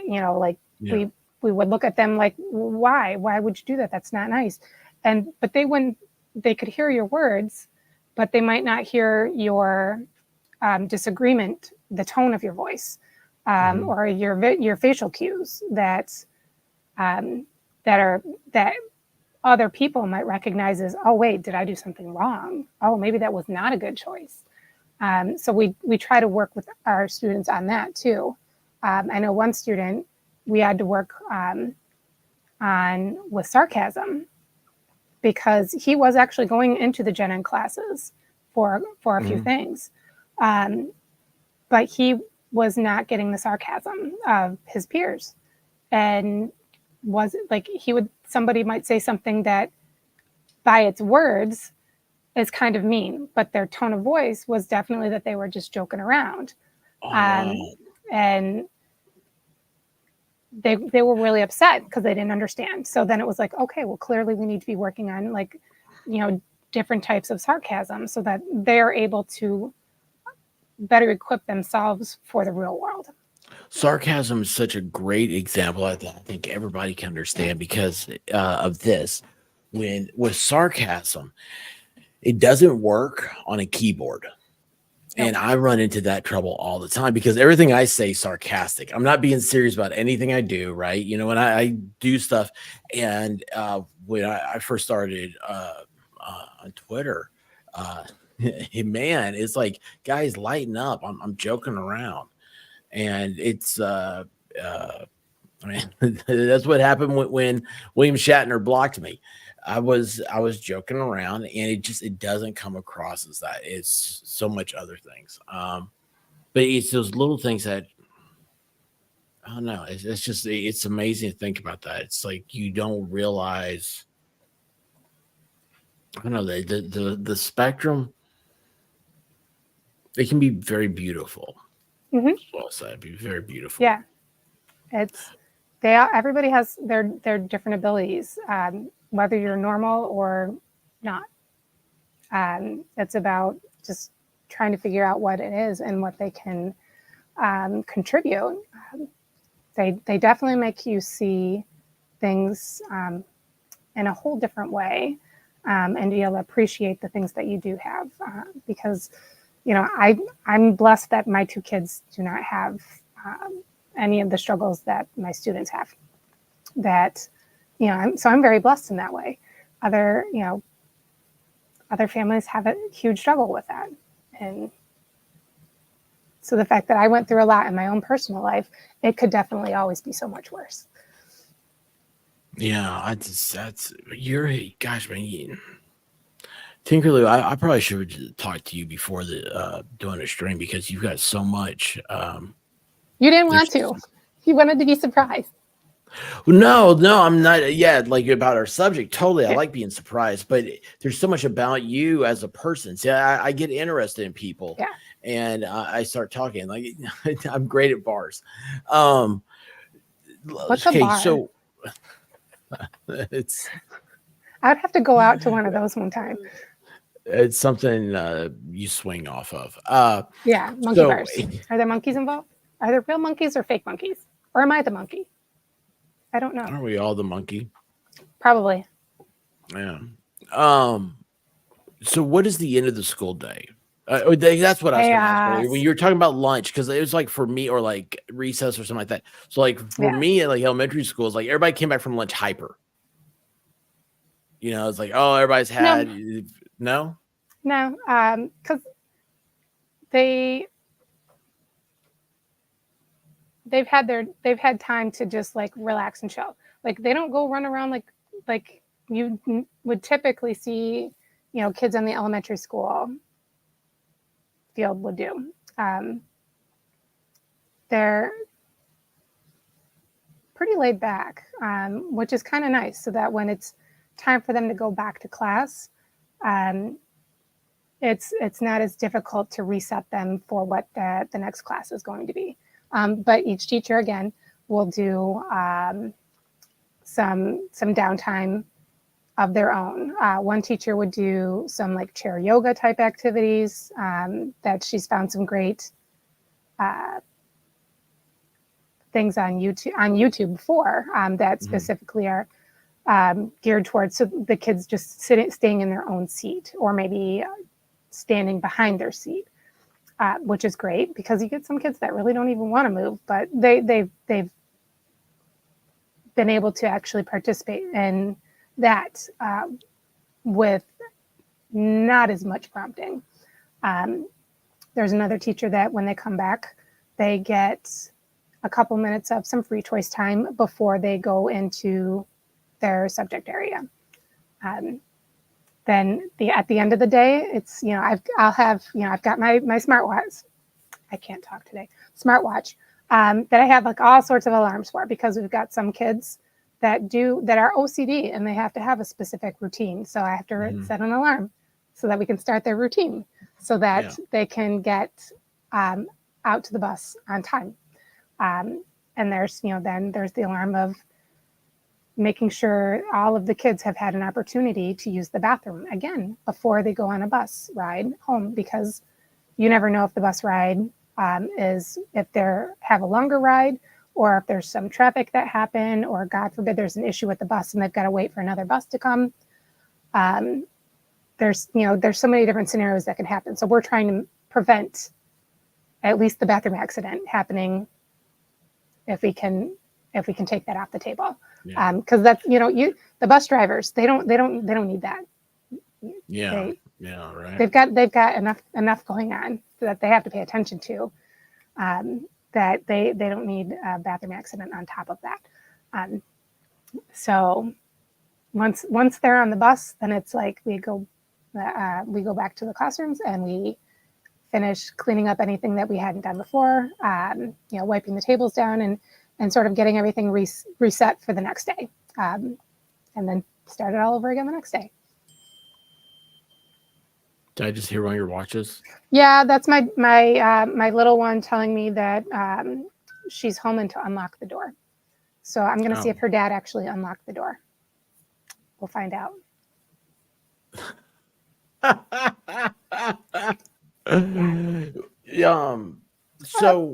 So if the doorbell rings, I'll have to get up and do it. But that's fine. Hopefully, I'm used but to it's right. The door's like just on the other side of this wall. I have a question. I like the quilt. Did you make the quilt? Yes, that's actually the first quilt I've ever made, and I made it before while I was pregnant with my first daughter. It's like a crib size quilt that I made for her. Oh, cool. Yeah. And you said that's the first you ever made, so it's not the last one either then. The other ones that I've made, I've given away as gifts. It's fascinating. But I haven't made any in quite a few years. The last couple of years, I've been working with a seamstress, and as like her assistant, and she makes a variety of dance costumes. So Dance costumes? yes. Are you a dancer too? No, my girls were. Okay. They were competitive dancers. So I just watched what's that show? The one with the little girls and that Dance Moms. woman. Dance Yeah. Moms. Yeah, White Rabbit had that on the other day, and I was like, oh my gosh, I haven't seen this in forever. And I Yeah. still hated it. Yeah. Yeah. I don't know. I don't know how the It's dancing not. is hard. It is definitely a sport. Anybody that does not say it's a sport. Were you a dancer before you were a fluter? Is that the right No, term? I grew up. Flutist. Sorry. Yeah, I grew Fluter. up very, very poor. I Well, wanted so to do did gymnastics or dance, but so did Kevin didn't have Bacon my. in Footloose, but he still danced. Yeah. Well, yeah, there's that kind of. I didn't do anything with an actual like studio or anything like that. When I told my parents I wanted to do band, I actually wanted to play oboe, and my dad said no because it sounds like a duck, and he doesn't want to have to hear a duck squawking all day. And he went to some. Wait a second. What do you mean he doesn't want to hear a duck squawking all day? I mean, Yeah, because he played brass, like trombones, when he was in school. love you, bad duck. And so he didn't like the oboe at all. So he had a very high aversion to an oboe. So he went to some like thrift store kind of place that sold used instruments and whatnot, and came home with a flute and said, okay, this is what you're going to play. So I didn't really have a choice. If I was going to do band, that was it. Can you play any instrument you pick up? To a limited degree. I also played trumpet in jazz band in high school, so kind of got around a little bit. Why'd you say it like that? Because I told you I was a band geek. I mean, there's nothing wrong with that. No. Like, I don't know if I could do it. I don't know if I could pick up some random instrument now and play it. But back then, I could reasonably pick up something and learn it pretty quickly. Did you ever try a harmonica? No, I have not. My grandpa always had one. Oh, see, you probably could. You gotta get one. Yeah. Like, I love harmonica, and I don't like the pitch that it makes with some people. Like, so I just kind of there's some sounds that after the car accident that it's like ice picks to the head kind of sounds. So anything like super sharp, like how some people play harmonica, like no. Let me ask you. So now after talking to you about some of the work you've done with autistic children and everything, do you have moments where you feel like you can relate to certain things that absolutely, because of the accident? Absolutely. Because like for a good 9 months, maybe a year after the accident, and if I needed to go to the grocery store or anything, I would go when it was going to be less busy. Oftentimes I'd end up having a baseball hat on and sunglasses on inside, and I'd have earplugs in to sort of minimize all of the sights and sounds and dampen everything out because everything was extremely intensified in my head. It could be a soft sound, and it would feel like it was right in my face, and it was very difficult for a long time. And it's even now like I have to have white noise on in order to go to sleep because I will hear everything. So like it's always like a running joke. Yeah, I've got to have this on, otherwise I'm going to hear the grasshopper farting in China, and I won't be able to sleep. It'll wake me up, and so I've got to be able to block things out. And when it comes to like I love the sights of fireworks. Hate the sound. Hate it. It feels like they're exploding right in my face, right in my ears. So when it's that time of year, all the several times where people are lighting them My up, VPN just kicked in. Great. I'll have Sorry, my earplugs VPN in. kicked in. Sorry. Yep. I am not reading your comment, Bad Duck, but everybody can see it. But he's trying so hard to derail. He's trying so hard because he knows you're a hoot. He knows Yes. you're a lot of fun. So that's the Well, that's we go back and forth in the comments a lot. So it's so difficult doing one of these because I see you in the comments and like you're a blast. You're an absolute blast. You make me smile. You make me happy. I can't relate to you how much you're part of the show. You know, that's why I say to everybody. And well, I mean, look, there's Roseman right there. There's another distraction, but she's just like you. It's see, Love on the Stream was doing chores, and then Hubs called, but I'm still here. But it's so then when you have a serious topic, I try to change gears, you know, and go in a different direction. And it's a lot of times it's hard for me because I try to make light of serious things, and at the same time, I don't want to be offensive. Anyway, it's just bad. Like this whole time, I've been watching him. Like, gosh dang it, he's trying so hard to derail me. He's kind of kept me on track a little bit, which is still off track. So, well, that's so. I don't know. There's.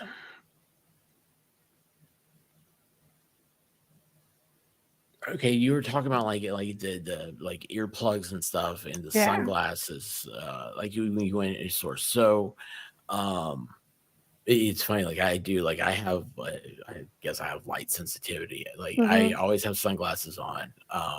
Do you have lighter colored eyes? No, Okay. They're dark as can be brown. No, I was just curious because if you've like people that have lighter colored eyes, like a lighter blue, light gray, because they don't have the same pigmentation that somebody with brown eyes has.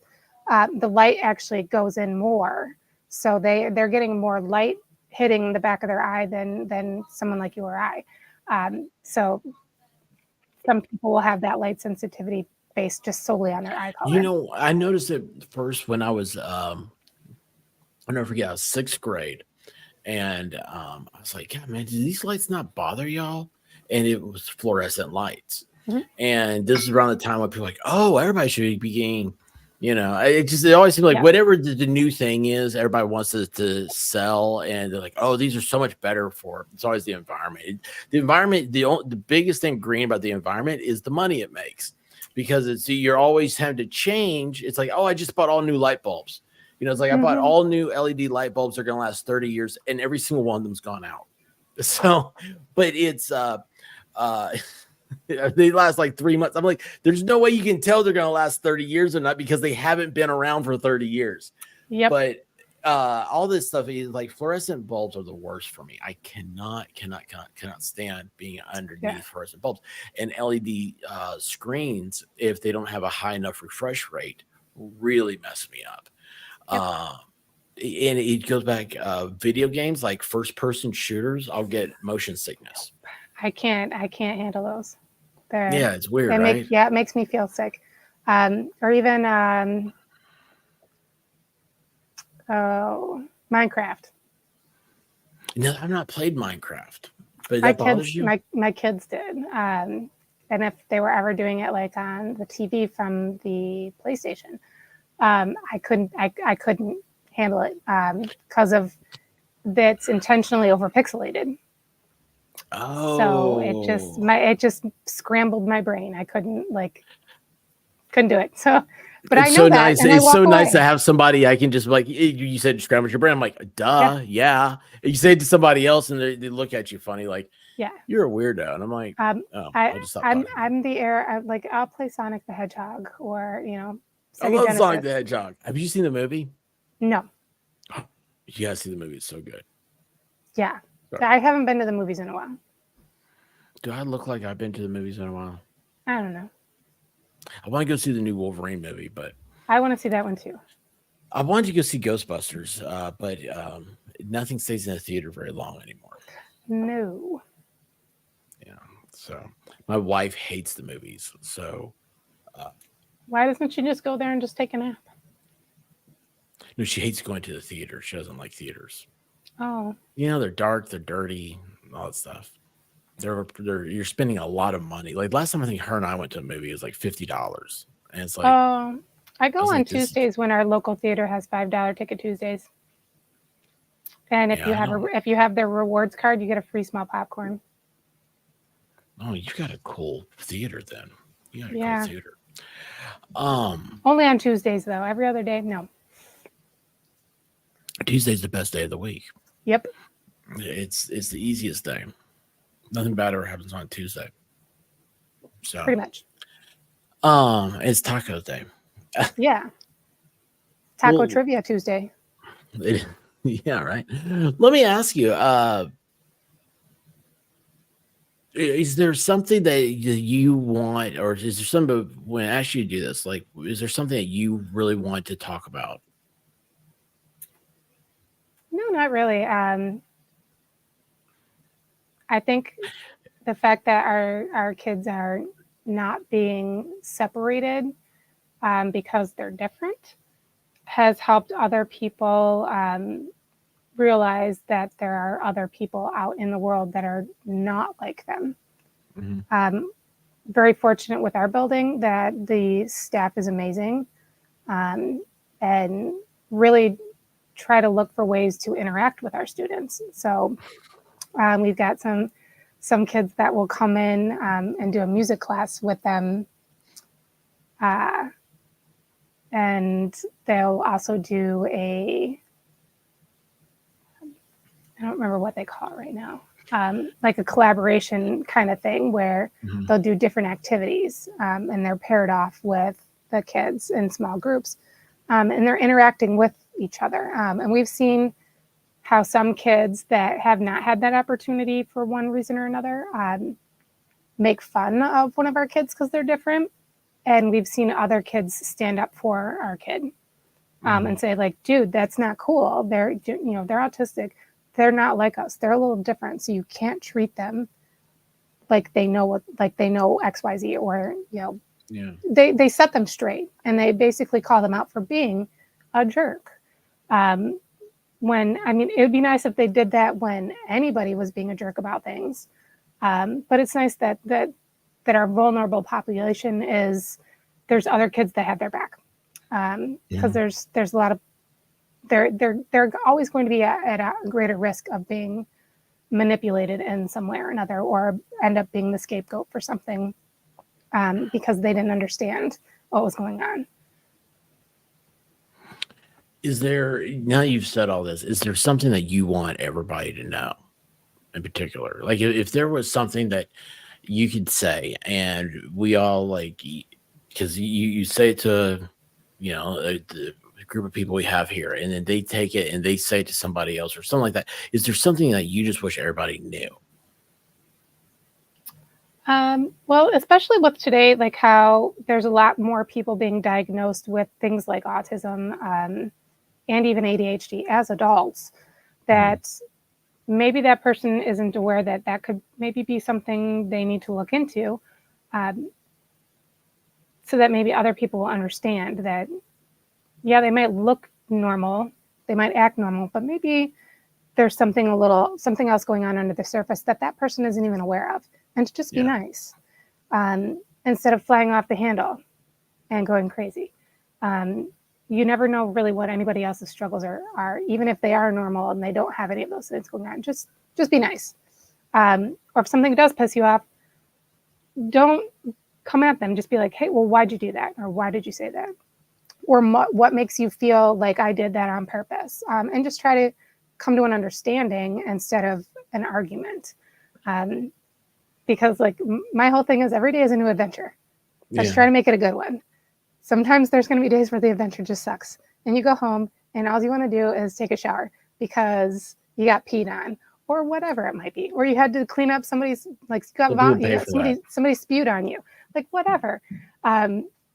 So there's some days where I come home and I pretty much go straight to the shower. Some days I go home and I go sit out on the deck and enjoy some more of my peace and quiet. Sometimes my kids are already home and I've kind of jump right back into mom mode and do XYZ, whatever. So you just got to try to be positive, think positive, and seek to understand instead of accuse. Oh, real quick, look at this. Lady Law, Sandra wants to know. I'm sorry, I don't know if I asked already. What will you recommend an adult that's diagnosed autistic as an adult and does not understand why they look at things like the rest of the world does? I Oh, have do not. I have not really met anybody that has been diagnosed as an adult to be able to reference some advice from that. But I know that there are specific therapists that do deal with that. And I would strongly encourage anybody that is going through something like that or know somebody that is to look into like maybe some cognitive behavioral therapy or ABA therapy that can help that person navigate their new world that they're going through, because obviously this changes things in their world, and they need to figure out how to navigate with this new information. What are some of their best practices, their best planning, to help them be more successful, and never be ashamed of being different or being normal. I think that this is a whole different. I mean, gosh, I could have a whole other show just talking about adult autism. I mean, that's something I've never thought about. Not being diagnosed. See, that's where I would say it'd be like, for me again, it'd be the what would you say? It's Asperger's is now like considered high, just high functioning. High functioning. Okay, so that's what I guess would be You've blown me away, and Lady Law, you blew me away with that question too. Thank you. I never thought about how do you handle it? How do you deal with it? And that's something else. I'm real big on. Some people they look at things.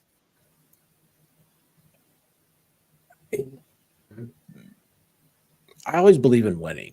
And I always believe that there's something always better out there. And there's always, don't get stuck into like a rut. Don't ever think like, don't become Charlie Brown. Always be something better. Do something more. You don't know what's next.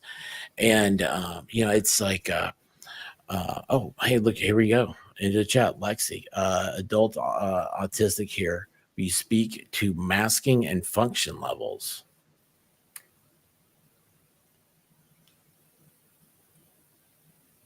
The function levels, like it's literally anything from high to low, or high to no, really, because there's just so many. It's just like a rainbow. It goes in an arc, and there's all the different layers with the different, the different colors. So there's the different layers, and just because they're high in one area, they can be low in another. They can be high in everything or low in everything, and that's where a lot of the difficulty in understanding for an outsider, because it's not just like somebody who has like Down syndrome, for example, because you can look at somebody and it's very visible that they have Down syndrome because there are the physical characteristics of it, but they could also be very high or very low. Unfortunately, like with autism, you can't look at somebody and be like, oh yeah, that person's autistic. Yes, there are certain physical characteristics, like maybe rocking or a certain kind of like hand movement that some do, like the flapping. What's that flapping? You'd be like, oh, like their hands, like, or some sort of movement like that, or but those are some things that can also be viewed with people that have ADHD. Like a pen clicker, so that's where there are some of those overlaps where there could be some confusion going on with that. You're not making fun of my lighter, are you? I just like that sound. Sorry. That can also be a coping mechanism. Oh, I'm definitely coping. So we all have things that we go through, and we have things that we cope with, that we use to cope. It could be the pen, it could be the lighter, It could be tapping your foot. Some people might twirl their hair, whatever. Everybody has their little differences. I used to chew on my hair when I had long hair. So there are a lot of hair chewing is a thing with a lot of people, not just autism, not just there could be something that's normal. It's just a bad habit that they picked up on. Like some people might chew on pen caps. Do I chew on pen caps? Yeah, some people might do that. Okay, what was the other part of the question? Masking. Masking. There's a lot of people that mask on purpose because they don't want other people to know for whatever reason, and maybe they've had some bad experiences with the assumptions others have made of them or of what autism is in general, and they don't want it to be like a roadblock. If they're afraid that it might not get them hired for a job, or somebody might not want to go out on a date with them or not be friends with them. There's just so many different things that could go on. I don't blame anybody for masking because it's also a way to cope with the potential disappointment that you're expecting to get, probably based on past experiences. And some younger kids, younger people, they mask because they've been taught to, and they don't necessarily know that they're doing that because, maybe they're in their environment. They've learned you don't do that. You sit like this, or you use your pen like this, or, you do this or you don't do this. So they've created different habits that are causing them to mask, and they're not aware of it. So that right there has different layers in it, as well as just the spectrum in general, the functioning levels. So yeah, this is, this is amazing. You are an amazing person, and I should have known better than think that we get everything done in one night. This is, it's 11:15 already. Oh my goodness. Yeah, I know. I usually just do the 2-hour thing because, I'm sorry. This one just made me laugh. I know. I was like, testament to me Asperger's. And you know what? That's the perfect way to end the night. With that, I'd have nothing. You derailed. And just like that, congratulations. You have to find humor. You got to find humor in some of the smallest things. Otherwise, TinkerLou, thank you so much. Fun. And is there any chance that you would ever come back? Yeah. Hang out with me. Awesome. Maybe I can fill in for Caitlin when she's out for a couple weeks, when she has her baby. Oh, that's right. She's gonna be gone. Yeah. I really think that's a good idea about her. Where did I do is that? You're not giving her that gimbal. You're not putting her through that. You have never had your own baby, so you're not going to do that. I was taking stuff off the 3D camera today, so it had. I probably just need to buy a new SD card. That's why I need a new SD card. So, hey, I think it's hunting season for you, bud. I love you, Bad Doug. It's nice knowing you too. But anyway, thank you so much, and thank you so much, chat, for coming in and hanging out. Hopefully, we see more of TinkerLou. And is there anything in the world you want to say right now? This is is this your first time ever streaming? Yeah, first time. Oh wow. How was it? It was fine. I'm still here. I haven't like shut my computer hasn't died. Died. I got you. Yeah. All right. Yeah. Well, that one, guys, have a great Saturday night. Tomorrow's Sunday. Hopefully everybody does what you gotta do on Sundays. And tomorrow night will be members only. So I'll be yeah, I have no idea what I'm gonna do. So maybe you can tell me what. Maybe you can give me some ideas. Love you guys. Thanks so much. I'll have to think about that. I'll send you a message. Thank you, TinkerLou. Right. Bye. Thanks, everyone. Well, I woke up to go get me a cold pop, and then I thought somebody was barbecuing. I said, "Oh Lord Jesus, it's a fire." Then I ran out. I didn't grab no shoes or nothing, Jesus. I ran for my life. And then the smoke got her. I got bronchitis. Ain't nobody got time for that. Ain't nobody got time for that. Ain't nobody got time for that. Ain't nobody got time. Ain't nobody got time. Ain't nobody got time for that. Ain't nobody got time for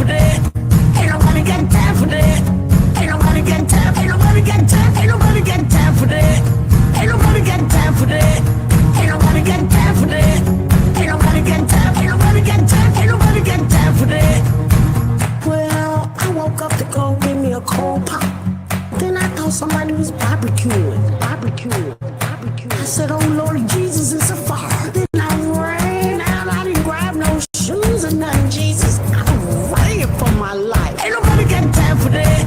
Ain't nobody got time for that. Ain't nobody got time, ain't nobody got time, ain't nobody got time for that. Ain't nobody got time for that. Ain't nobody got time for that. Ain't nobody got time, ain't nobody got time, ain't nobody got time for that. I said, oh Lord Jesus, it's a fire. I said, oh Lord Jesus, it's a fire. I said, oh Lord Jesus, it's a fire. Jesus, Jesus, Jesus, it's a fire. Oh Lord